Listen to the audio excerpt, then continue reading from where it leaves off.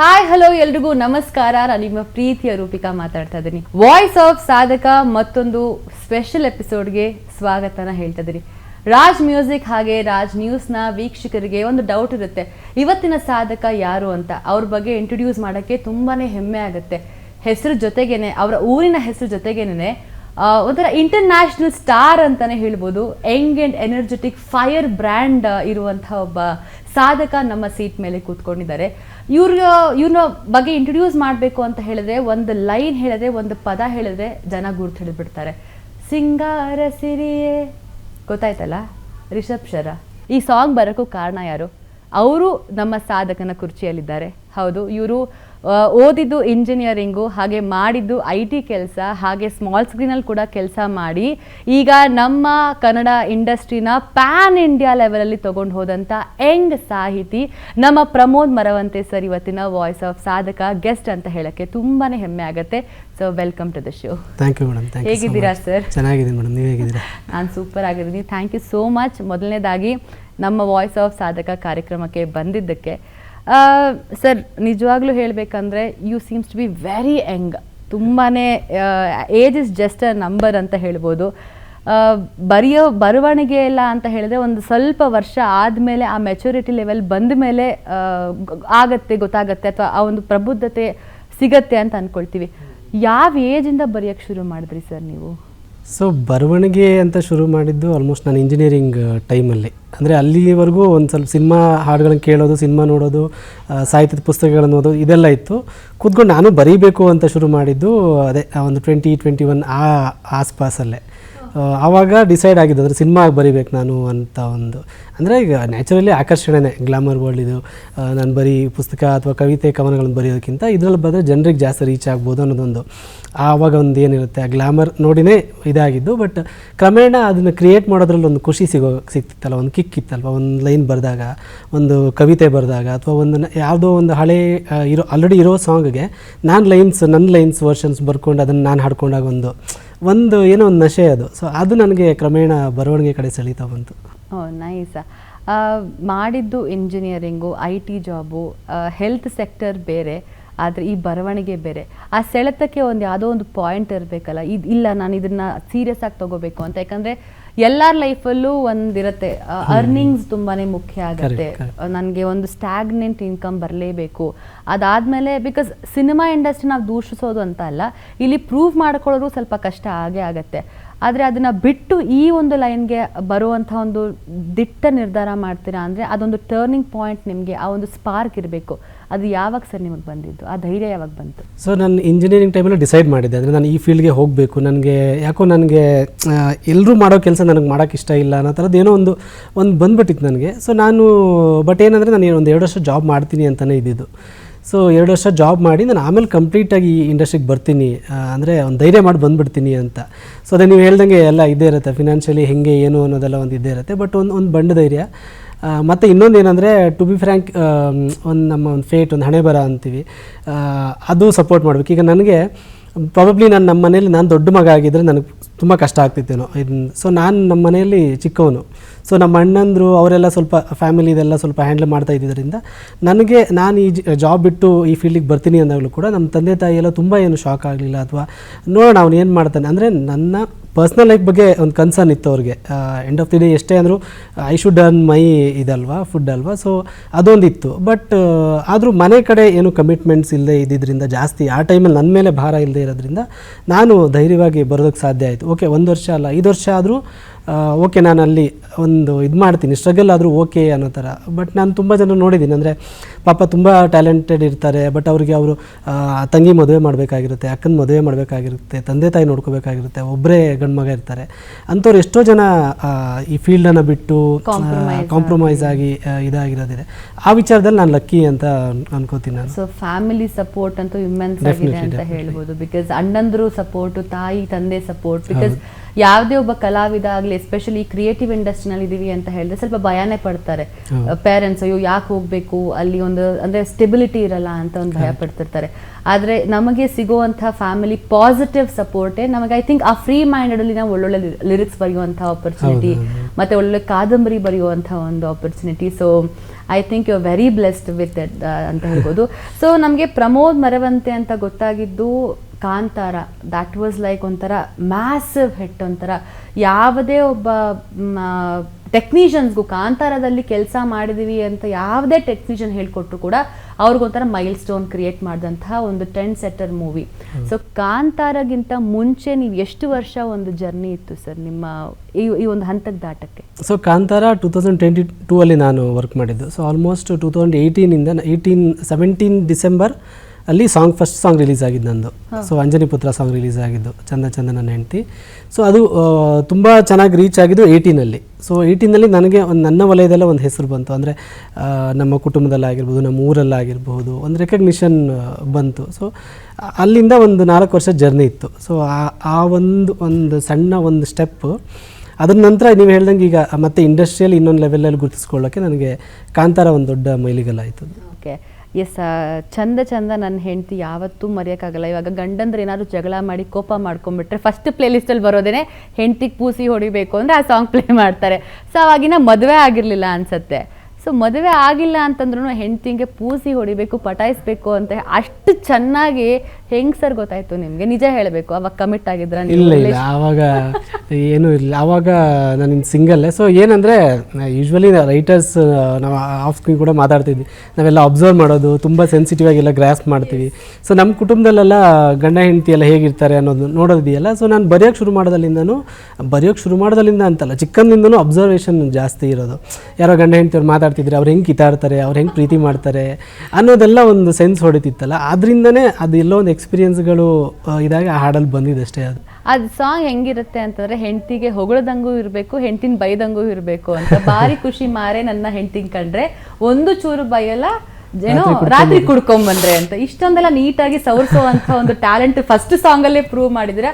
And ತುಂಬ ಒಂಥರ ಖುಷಿ ಆಗೋ ವಿಚಾರ ಅಂತಂದರೆ ಎಲ್ರಿಗೂ ಇರುತ್ತೆ ಸರ್, ಅಪ್ಪು ಸರ್ ಜೊತೆ ಕೆಲಸ ಮಾಡಬೇಕು ಅನ್ನೋವಂಥ ಒಂದು ಭಾಗ್ಯ. ಅಟ್ಲೀಸ್ಟ್ ಒಂದು ಚಿಕ್ಕ ಪಾತ್ರನಾದರೂ ಮಾಡಬೇಕು ಅಥವಾ ಅವ್ರ ಜೊತೆ ಒಂದು ಫೋಟೋ ತೆಗೋಬೇಕು ಅಂತ 1000 ಜನಕ್ಕೆ ಒಂದು ಐ ಥಿಂಕ್ ಕನಸಾಗಿರುತ್ತೆ. So we really miss him. ಆದರೆ ನಿಮಗೆ ಸ್ಟಾರ್ಟಿಂಗ್ ಇನಿಷಿಯಲ್ ಡೇಸಲ್ಲೇನೇ ಅಪ್ಪು ಸರ್ಗೆ ಅಂತ ಸೂಪರ್ ಹಿಟ್ ಸಾಂಗ್ ಬರೆಯುವಂಥ ಅವಕಾಶ. ಅಪ್ಪು ಸರ್ನ ಇವತ್ತು ನಾವು ನೆನೆಸ್ಕೊಳ್ಬೇಕು ಅಂದರೆ ಅವರ ಒಂದು ಸಿಂಪ್ಲಿಸಿಟಿ ಆಗಲಿ ಅಥವಾ ಅವ್ರ ಬಿಹೇವಿಯರ್ ಬಗ್ಗೆ ಆಗಲಿ, ನಿಮ್ಮ ಅಂದರೆ ಟೆಕ್ನಿಷಿಯನ್ಸ್ ಜೊತೆ ಆರ್ಟಿಸ್ಟ್ ಜೊತೆ ಹೆಂಗಿರ್ತಾರೆ ಅಂತ ಒಂದು ಗೊತ್ತಿರುತ್ತೆ. ಆದರೆ ಟೆಕ್ನಿಷಿಯನ್ಸ್ಗೂ ಕೂಡ ಅವರು ಹೇಗೆ ಟ್ರೀಟ್ ಮಾಡ್ತಾರೆ ಸರ್ ಅವರು? ಸೊ ಅದೇ ಅಪ್ಪು ಸರ್ ಸಿನಿಮಾಗೆ ಬರೆದಿದ್ದು ನನ್ನ ಬಹುದೊಡ್ಡ ಅದು ಅಂದರೆ ಆಶೀರ್ವಾದ, ಅವರ ಆಶೀರ್ವಾದ ಅಂತಲೇ ಹೇಳ್ಬೋದು. ಈಗ ರಾಜ್ಕುಮಾರ್ ಸರ್ ಎಲ್ಲ ಅಂದರೆ ನಾವು ಚಿಕ್ಕವ್ರು ಇರ್ಬೇಕಾದ್ರೆ 4 ಗಂಟೆ ಸಿನಿಮಾ ನೋಡೋದು, ಅಣ್ಣವ್ರ ಸಿನಿಮಾ ಅಂದರೆ ಅದೇನೋ ಒಂದು ಬೇರೆ ಥರದ ಒಂದು ವೈಬ್ ಆವಾಗೆಲ್ಲ. ಸೊ ಆ ಥರ ಇದ್ದಾಗ ನಾವು ಅಣ್ಣವರು ಅಪಹರಣ ಆದಾಗೆಲ್ಲ ನಾವೆಲ್ಲ ಕಣ್ಣೀರು ಹಾಕಿದ್ದೀವಿ. ಸೊ ಅವರು ವಾಪಸ್ ಬಂದಾಗ ನಾವು ಅಷ್ಟು ಖುಷಿ ಪಟ್ಟಿದ್ದೀವಿ. ಅವರು ಮತ್ತೆ ಎಲ್ಲರನ್ನ ಬಿಟ್ಟು ಹೋದಾಗ ಹತ್ತಿದ್ದೀವಿ. ಸೊ ಅಷ್ಟು ಅಣ್ಣವರು ಅಂದರೆ ಅಷ್ಟು ನಮಗೆ ಕನೆಕ್ಟೆಡ್ ನಮ್ಮ ಒಂದು ನಮ್ಮ ಎಕ್ಸಾಕ್ಟ್ಲಿ ನಮ್ಮ ಜನರೇಷನ್ ಇದೆಯಲ್ಲ. ಅಂದರೆ ಯಾರೋ ಒಬ್ರು ಚೆನ್ನಾಗಿದ್ದಾರೆ ಅಂದರೆ ಏನು ರಾಜ್ಕುಮಾರ್ ಥರ ಇದ್ದಾನೆ ಅಂದರೆ ಅಣ್ಣವ್ರು ಅಂದರೆ ಅದೊಂದು ಎಮೋಷನ್ ನಮಗೆ ಮುಂಚೆಯಿಂದನೂ. ಸೊ ಅವ್ರನ್ನಂತೂ ನಮ್ಗೆ ಹತ್ತಿರಿಂದ ನೋಡೋಕ್ಕಾಗಿಲ್ಲ. ಸೊ ಅವ್ರ ಜೊತೆ ಸಂವಾದ ಮಾಡೋಕ್ಕಾಗಿಲ್ಲ. ಬಟ್ ಅಣ್ಣವರ ಒಂದು ಫ್ಯಾಮಿಲಿ ಏನಿದೆ ಅದು ಅವ್ರ ಜೊತೆ ಆಲ್ಮೋಸ್ಟ್ ಎಲ್ಲರ ಜೊತೆ ಕೆಲಸ, ಎಲ್ಲ ಸಿನಿಮಾಗಳಿಗೂ ನಾನು ಬರೆದಿದ್ದೀನಿ ಎಲ್ರಿಗೂ. ಸೊ ಅದು ಅಪ್ಪು ಸರಿಂದ ಸ್ಟಾರ್ಟ್ ಆಯಿತು. ನನಗೆ ನಿಜವಾಗ್ಲೂ ಗೊತ್ತಿರಲಿಲ್ಲ. ನನಗೆ ಅಪ್ಪು ಸರ್ ಅದು ಅಂಜನಿ ಪುತ್ರ ಅನೌನ್ಸ್ ಆಗಿರೋದು ಈಗಲೂ ನೆನಪಿದೆ ನನಗೆ. ಅದು ಯಾವುದೋ ಆಂಜನೇಯ ದೇವಸ್ಥಾನದಲ್ಲಿ ಹಿಂಗೆ ಅನೌನ್ಸ್ ಆದಾಗ ನಾನು ಓಕೆ ಹರ್ಷ ಮಾಸ್ಟರ್ ಇನ್ನೊಂದು ಸಿನಿಮಾ ಮಾಡ್ತಾಯಿದ್ದಾರೆ, ರವಿ ಬಸರು ಅದಕ್ಕೆ ಮ್ಯೂಸಿಕ್ ಮಾಡ್ತಾಯಿದ್ದಾರೆ ಅನ್ನೋದೊಂದು. ಬಟ್ ನಾನು ಅದಕ್ಕೆ ಬರೀತೀನಿ ಅಂತ ಅಂದ್ಕೊಂಡೇ ಇಲ್ಲ. ಬಟ್ ನಾನು ಆಂಜನೇಯನ ದೊಡ್ಡ ಭಕ್ತ. ಸೊ ನಾನು ಆವಾಗ ಅನ್ಕೋತಿದ್ದೆ ಹನುಮಂತ ನಗರದಲ್ಲೇ ಇರೋದು ನಾನು, ಅಂಜನಿ ಪುತ್ರನೇ ಫಸ್ಟ್ ಸಿನಿಮಾ ನಂದು. ಸೊ ಇದೆಲ್ಲ ಅದೊಂದು ಬ್ಲೆಸ್ಸಿಂಗ್, ದೇವ್ರ ಆಂಜನೇಯನ ಬ್ಲೆಸ್ಸಿಂಗು ಅಂತಲೇ ನಾನು ಅಂದ್ಕೊಂಡಿದ್ದು. ಅಟ್ ದ ಸೇಮ್ ಟೈಮ್ ಅದೊಂದು ಏನೋ ನಮ್ಮ ತಂದೆ ತಾಯಿ ಮಾಡಿರೋ ಪುಣ್ಯನ ಏನೋ ಗೊತ್ತಿಲ್ಲ, ಅದು ಇರುತ್ತಲ್ಲ ಅದು ನಾವು ಒಂದು ಆಲ್ಬಮ್ ಸಾಂಗ್ ಅಂತ ಮಾಡಿದ್ದು. ಆ ಸಾಂಗ್ ಅದು ಆ್ಯಕ್ಚುಲಿ ಚಂದ ಚಂದ ನನ್ನ ಹೆಂಡತಿ ಅನ್ನೋದು. ಅದು ತುಂಬ ಆಕಸ್ಮಿಕ. ಅದು ಆಲ್ಬಮ್ ಸಾಂಗ್ ಅಂತ ಮಾಡಿ ಯೂಟ್ಯೂಬಲ್ಲಿ ರಿಲೀಸ್ ಮಾಡಿದ್ದನ್ನು ಹರ್ಷ ಮಾಸ್ಟರ್ ಮತ್ತು ಅಪ್ಪು ಸರ್ ಕೇಳಿ ಅದನ್ನು ಅವರು ರವಿ ಬಸರವ್ರಿಗೆ ಹೇಳಿ ಅದನ್ನು ಸಿನಿಮಾಗೆ ಪಿಕ್ ಮಾಡೋಣ ಅಂತ ಹೇಳಿ ಅದು ಸಿನಿಮಾಗೆ ಪಿಕ್ ಆಗಿದ್ದು. ಅದು ಓನ್ಲಿ ಪಲ್ಲವಿ ಮಾತ್ರ ಬಿಟ್ಟಿದ್ವಿ.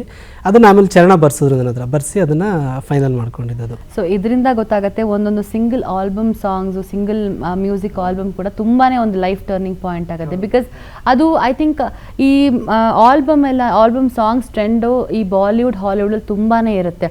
ಅವರು ಎಷ್ಟೊಂದು ಆರ್ಟಿಸ್ಟ್ಗಳು ಸಿನಿಮಾಗಿಂತ ಜಾಸ್ತಿ ಆಲ್ಬಮ್ ಸಾಂಗ್ಗಳು ಮಾಡಿ ಫೇಮಸ್ ಆಗಿರೋದಿರುತ್ತೆ. ಕನ್ನಡ ಇಂಡಸ್ಟ್ರಿಯಲ್ಲಿ ಇವಾಗ ಸ್ವಲ್ಪ ಅದು ಟ್ರೆಂಡ್ ಆಗ್ತಾ ಇದೆ. ಐ ಥಿಂಕ್ ಅದು ಜಾಸ್ತಿ ಇನ್ನು ಪ್ರಯೋಗಗಳು ಮಾಡ್ತಾ ಹೋಗ್ತಾ ಇದ್ರೆ ತುಂಬ ಜನ ಯಂಗ್ಸ್ಟರ್ಸ್ಗೆ ಪ್ರೂವ್ ಮಾಡ್ಕೊಳ್ಳೋಕ್ಕೆ ಒಂದು ಅವಕಾಶ ಸಿಗುತ್ತೆ ಅಂತ ಹೇಳ್ಬೋದು. ಬಿಕಾಸ್ ಅದಕ್ಕೆ ಒಂದು ಲೈವ್ ಎಕ್ಸಾಂಪಲ್ ನೀವೇ ಅಂತ ಹೇಳಿದ್ರೆ ತಪ್ಪಾಗಲ್ಲ. So I think the journey was not so easy ಅಂತ ಅನ್ಸತ್ತಲ್ವ ಸರ್ ನಿಮಗೆ? ಬಿಕಾಸ್ ಈ ಒಂದು ಇಂಡಸ್ಟ್ರಿನಲ್ಲಿ ಹೇಗೆ ಅಂದರೆ ಕಲಾವಿದರನ್ನ ಬೇಗ ಗುರುತಿಸ್ತಾರೆ, ಯಾಕಂದರೆ ನಾವು ಆನ್ ಸ್ಕ್ರೀನ್ ಬರ್ತೀವಿ ಅಥವಾ ಕಾಣಿಸ್ಕೋತೀವಿ 4 ಜನಕ್ಕೆ. ಆದರೆ ಬಿಹೈಂಡ್ ದ ಸ್ಕ್ರೀನ್ ಕೆಲಸ ಮಾಡುವಂತಹ ತಂತ್ರಜ್ಞರಿಗೆ, ಟೆಕ್ನಿಷಿಯನ್ಸ್ಗೆ ರೆಕಗ್ನೈಸೇಷನ್ ಕಡಿಮೆ ಇದೆ. ಸೊ ಅದ್ರ ಬಗ್ಗೆ ನಿಮ್ಮ ಒಂದು ಒಪಿನಿಯನ್ ಹೇಳಬೇಕು ಅಂದರೆ ಎಷ್ಟು ಸ್ಟ್ರಗಲ್ ಮಾಡಬೇಕಾಗತ್ತೆ ಸರ್ ಈ ಇಂಡಸ್ಟ್ರಿನಲ್ಲಿ? ನನಗೆ ಅದೇ ಒಂದು ಸಾಂಗ್ ಆದಮೇಲೆ ನಾನು ಅಂದ್ಕೊಂಡಿದ್ದೇನೆಂದರೆ ಓಕೆ ನೆಕ್ಸ್ಟ್ ಈಗ ಸಾಂಗ್ ಹಿಟ್ ಆಗಿದೆ, ನೆಕ್ಸ್ಟ್ ನನಗೆ ಡೈರೆಕ್ಟ್ರ್ ಕಾಲ್ ಮಾಡ್ತಾರೆ, ಮ್ಯೂಸಿಕ್ ಡೈರೆಕ್ಟ್ರ್ ಕಾಲ್ ಮಾಡ್ತಾರೆ, ಕೆಲಸ ಕೊಡ್ತಾರೆ ಅನ್ನೋ ಥರದ್ದು ಒಂದು ಇತ್ತು. ಬಟ್ ಹಂಗೆ ಆಗಲಿಲ್ಲ. ಅದು ಆಲ್ಮೋಸ್ಟ್ ನಂದು ಒಂದು ಸಾಂಗ್ ರಿಲೀಸ್ ಆಗಿ 2017 ಎಂಡಲ್ಲಿ ರಿಲೀಸ್ ಆದರೆ, ಸೆಕೆಂಡ್ ಸಾಂಗ್ ನಂದು ಇನ್ನೂ ಬೇಕಾಗಿದೆ ರಿಲೀಸ್ ಆಗಿರೋದು 2019 ಅಕ್ಟೋಬರ್, ಆಲ್ಮೋಸ್ಟ್ 1.25 ಇಯರ್. ಸೊ ಆ ಗ್ಯಾಪಲ್ಲಿ ನನಗೆ ಯಾವುದೂ ಹಾಡುಗಳು ಬರಲಿಲ್ಲ. ಗೊತ್ತಾಯಿತು ಇದು ನಾನು ಇನ್ನು ಅಂದರೆ ಸಾಕಾಗಿಲ್ಲ, ಒಂದು ಹಾಡಲ್ಲೇ ಯಾರೂ ಇದು ಮಾಡ್ತಾ ಇಲ್ಲ. ಮತ್ತದು ಕುಂದಾಪುರ ಕನ್ನಡ ಫೋಕ್ಲೋರ್ ಆ ಸ್ಟೈಲಲ್ಲಿ ಇದ್ದಿದ್ದರಿಂದ ತುಂಬ ಜನ ಅಂದ್ಕೊಂಡಿದ್ರಂತೆ ಅದು ಆಲ್ರೆಡಿ ಯಾರೋ ಹಳೆ ರೈಟರ್ ಬರ್ದಿರೋದನ್ನೇ ಇವ್ರು ಯೂಸ್ ಮಾಡ್ಕೊಂಡಿದ್ದಾರೆ ಅಂತ. ಅಂದರೆ ಈ ಹೆಸರು ಸ್ವಲ್ಪ ಉದ್ದ ಇರೋದ್ರಿಂದನೇ ಏನೋ ಗೊತ್ತಿಲ್ಲ, ಯಾರೋ ದೊಡ್ಡ ರೈಟರು ಅಂತ ಅಂದ್ಕೊಂಡ್ರೆ ಏನೋ ಗೊತ್ತಿಲ್ಲ. ಅದು ಒಂದಿತ್ತು. ಮತ್ತು ಹೆಂಗೆ ಅಂದರೆ ನಾವು ಈಗ ಒಂದು ಯಾವುದೋ ಮೆಲಡಿ ಹಿಟ್ಟಾದರೆ ಆ ಮೆಲಡಿ ಸಾಂಗ್ಗಳು ಜಾಸ್ತಿ ಸಿನಿಮಾಗಳಲ್ಲಿ. ಇದು ಒಂದು ಯಾವುದೋ ಒಂದು ಕುಂದಾಪುರ ಕನ್ನಡ ಲ್ಯಾಂಗ್ವೇಜ್ ಹಾಡಬೇಕಿದ್ರೆ ಮೇ ಬಿ ನಾನು ಅಪ್ರೋಚ್ ಮಾಡ್ತಿದ್ರೇನೋ, ಬಟ್ ಆ ಥರ ಆಗಲಿಲ್ಲ. ಸೊ ನನಗೆ ಆಲ್ಮೋಸ್ಟ್ 1.5 ಇಯರ್ಸ್ ಸ್ಟ್ರಗಲ್ ಇತ್ತು. ನಾನು ನನ್ನ ಫ್ರೆಂಡ್ ಹತ್ರ, ಇಂಡಸ್ಟ್ರಿಯಲ್ ಫ್ರೆಂಡ್ಸ್ ಹತ್ರ ಎಲ್ಲ ನಂಬರ್ ತೊಗೊಳ್ಳೋದು, ಡೈರೆಕ್ಟರ್ ನಂಬರ್ ತೊಗೊಳ್ಳೋದು ಒಂದಿಷ್ಟು, ಆಮೇಲೆ ಮ್ಯೂಸಿಕ್ ಡೈರೆಕ್ಟರ್ ಒಂದಿಷ್ಟು ನಂಬರ್ ತೊಗೊಳ್ಳೋದು, ದಿನಕ್ಕೊಂದು 2-3 ಜನಕ್ಕೆ ಫೋನ್ ಮಾಡೋದು. ಆಲ್ಮೋಸ್ಟ್ ಎಲ್ಲ ಮ್ಯೂಸಿಕ್ ಡೈರೆಕ್ಟ್ರಿಗೂ ಫೋನ್ ಮಾಡಿದ್ದೀನಿ. ಆವಾಗ ಫೋನ್ ಮಾಡಿ, ಸರ್ ಈ ಸಾಂಗ್ ನಾನು ಬರೆದಿದ್ದು ಅನ್ನೋರು, ಈ ಸೂಪರ್ ಚೆನ್ನಾಗಿ ಬರ್ದಿದ್ದೀರ ನಾನು, ಸರ್ ಹಿಂಗೆ ಮೀಟ್ ಮಾಡಬೇಕು ಅನ್ಸತಿ ಅಥವಾ ನಿಮ್ಮ ಜೊತೆ ಕೆಲಸ ಮಾಡಬೇಕು ಅಂದಾಗ ಆಲ್ಮೋಸ್ಟ್ ಒಂದು 80% ಜನ ಓಕೆ ಮೀಟ್ ಮಾಡ ಅಂತ ಹೇಳಿ ಆಮೇಲೆ ಅದು ಏನು ನಾನು ಫಾಲೋ ಅಪ್ ಮಾಡಿದ್ರು ಆಗಿಲ್ಲ. ಡೈರೆಕ್ಟ್ರುಗಳು ಅಷ್ಟೇ ಆ ಟೈಮಲ್ಲಿ ಯಾರೂ ಜಾಸ್ತಿ ಅವಕಾಶ ಕೊಡಲಿಲ್ಲ.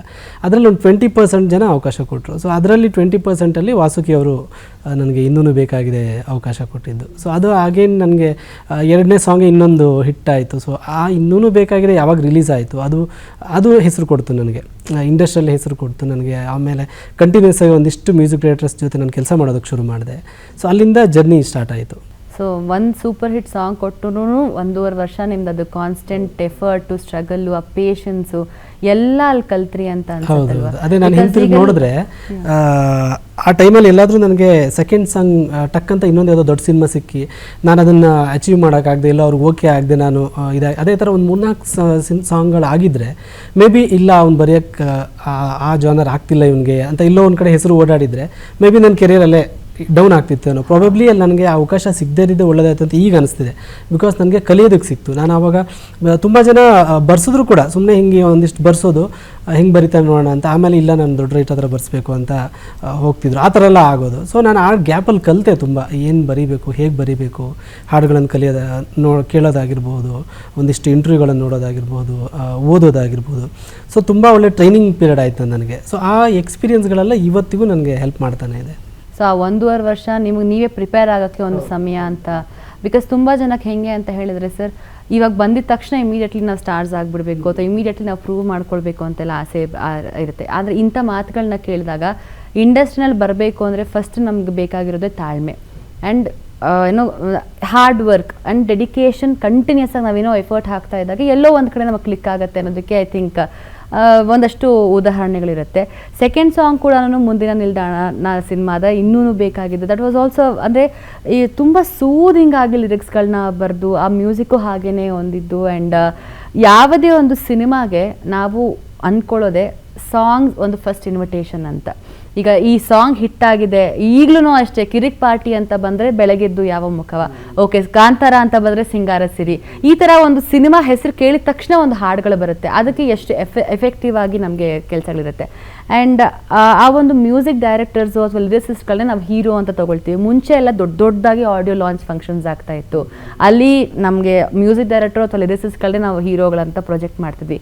ಆ ಒಂದು ಆಡಿಯೋ ಲಾಂಚ್ಗಳು ನಾವು ಇವಾಗ ಮಿಸ್ ಮಾಡ್ಕೋತಾ ಇದ್ದೀವಿ ಅನ್ಸತ್ತಲ್ವಾ ಈಗಿನ ಒಂದು ಜನ್ರೇಷನಲ್ಲಿ. ಇವಾಗೆಲ್ಲ ಯೂಟ್ಯೂಬು, ಫೇಸ್ಬುಕ್ಕು ಇದೆಲ್ಲ ಅಥವಾ ಸೋಷಿಯಲ್ ಮೀಡಿಯಾ ಜಾಸ್ತಿ ಆಗಿರೋದ್ರಿಂದ ಇದರಿಂದ ನಮಗೆ ಪ್ಲಸ್ ಅನ್ಸುತ್ತೋ ಅಥವಾ ಮೈನಸ್ ಅನ್ಸುತ್ತಾ? ಯಾವ ಥರ ಅದು ನಮಗೆ ಇಂಪ್ಲಿಮೆಂಟ್ ಆಗುತ್ತೆ? ಇಲ್ಲ, ಖಂಡಿತ ಪ್ಲಸ್ಸು ತುಂಬ ಇದೆ. ಅಂದರೆ ಇವಾಗೇನು ನಾವು ಸ್ಪೀಡ್ ಆಗಿದೆ, ಅದು ಪ್ಲಸ್ಸು ಹಾಗೆ ಇದೆ, ಮೈನಸ್ ಒಂದು 30% ಮೈನಸ್ಸು ಇದೆ. ಮೈನಸ್ ಏನಾಗ್ತಿದೆ ಅಂದರೆ ತುಂಬ ಟೂ ಮಚ್ ಕಂಟೆಂಟ್.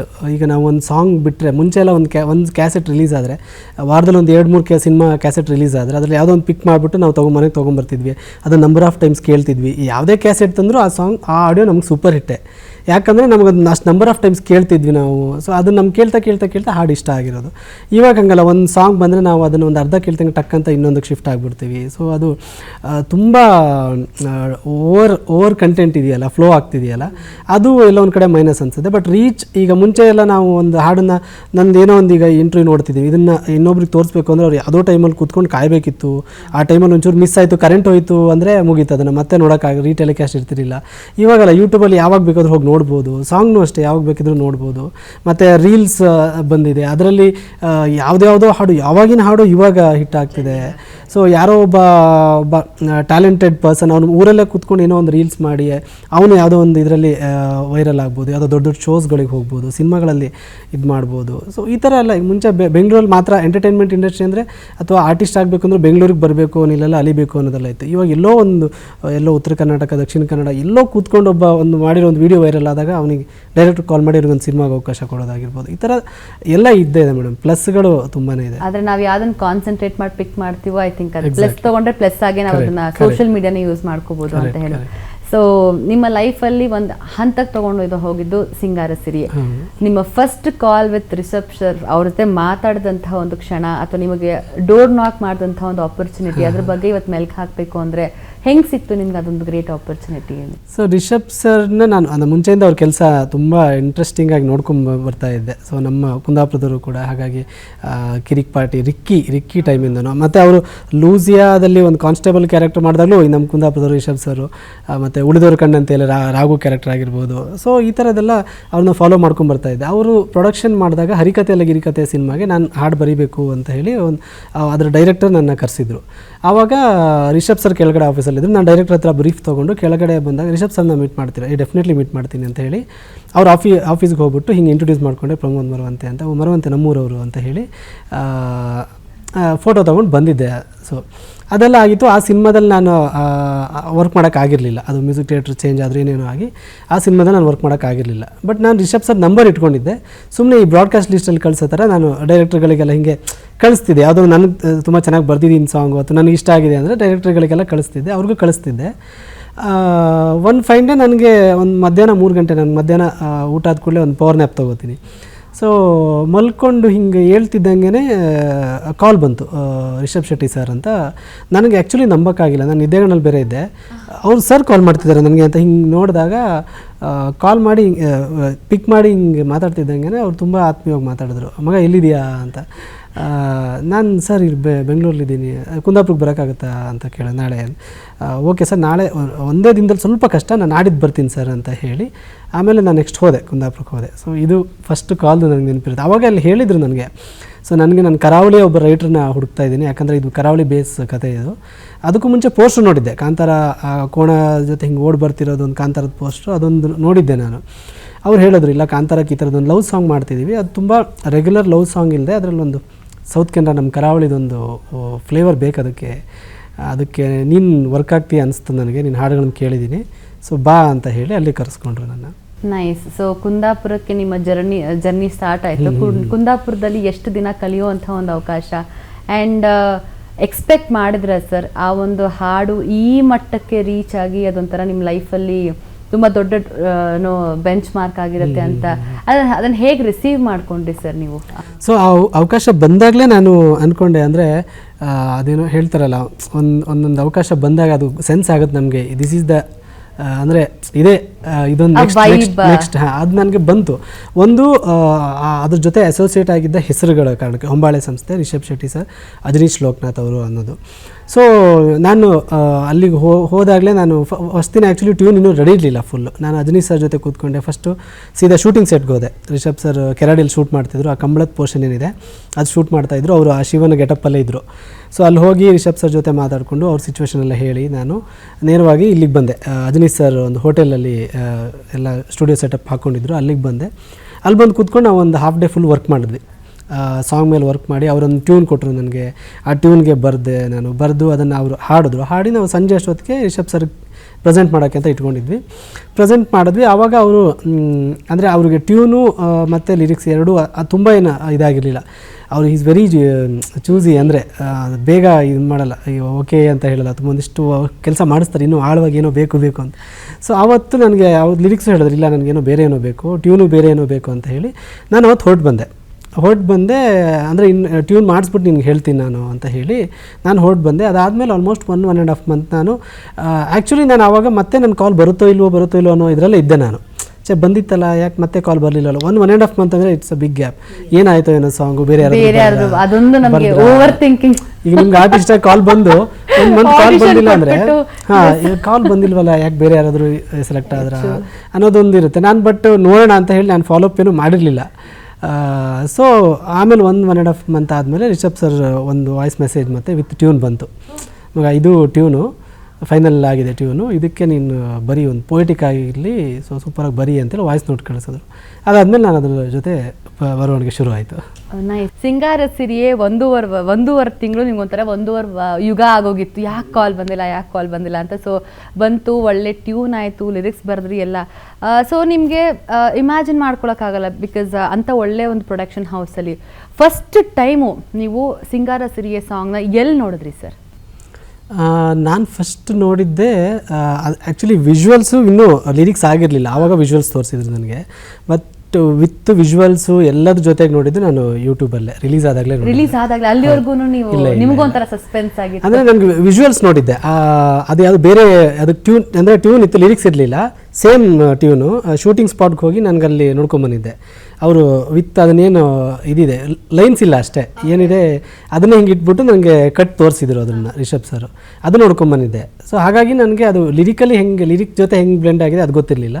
ಅದು ಫಸ್ಟ್ ನೋಡಿದೆ ಯೂಟ್ಯೂಬಲ್ಲಿ ರಿಲೀಸ್ ಆದಾಗ. So first time as an ಆಡಿಯನ್ ನೀವು ನೋಡಿದಾಗ ನಿಮ್ಮ ರಿಯಾಕ್ಷನ್ ಒಂದು ಯಾಕಂದರೆ ನೀವೇನೋ ಕನ್ಸಿಟ್ಕೊಂಡು ನಿಮ್ಮ ಒಂದು ಥಾಟ್ ಪ್ರೊಸೆಸ್ಸಲ್ಲಿ ಬರೆದಿರ್ತೀರ, ನಿಮ್ಮ ರಿಯಾಕ್ಷನ್ ನಿಮಗೆ ಏನು ಅನ್ನಿಸ್ತು ಸರ್? ಇಲ್ಲ, ಸಿಕ್ಕಾಪಟ್ಟೆ ಖುಷಿಯಾಗಿತ್ತು ನನಗೆ ಅವತ್ತು. ಯಾಕಂದರೆ ಆ ಸಾಂಗ್ ಕ್ರ್ಯಾಕ್ ಮಾಡಲೇಬೇಕು ಅಂತ ಹೇಳಿ ತುಂಬ ವರ್ಷನ್ಸ್ ಬರೆದು ಸೊ ಅದನ್ನು ನನಗೆ ಅಂದರೆ ಆ ಒಂದು ದಿನ ಇದೆಯಲ್ಲ, ಒಂದು ಡ್ರೀಮ್ ಕಮ್ ಟ್ರೂ ಥರ ಅದು. ಆ ದಿನ ರಿಲೀಸ್ ಆಗಿರೋ ದಿನ ಇದೆಯಲ್ಲ, August 15, 2022. ನೆನಪಿದೆ ನನಗೆ ಕರೆಕ್ಟ್.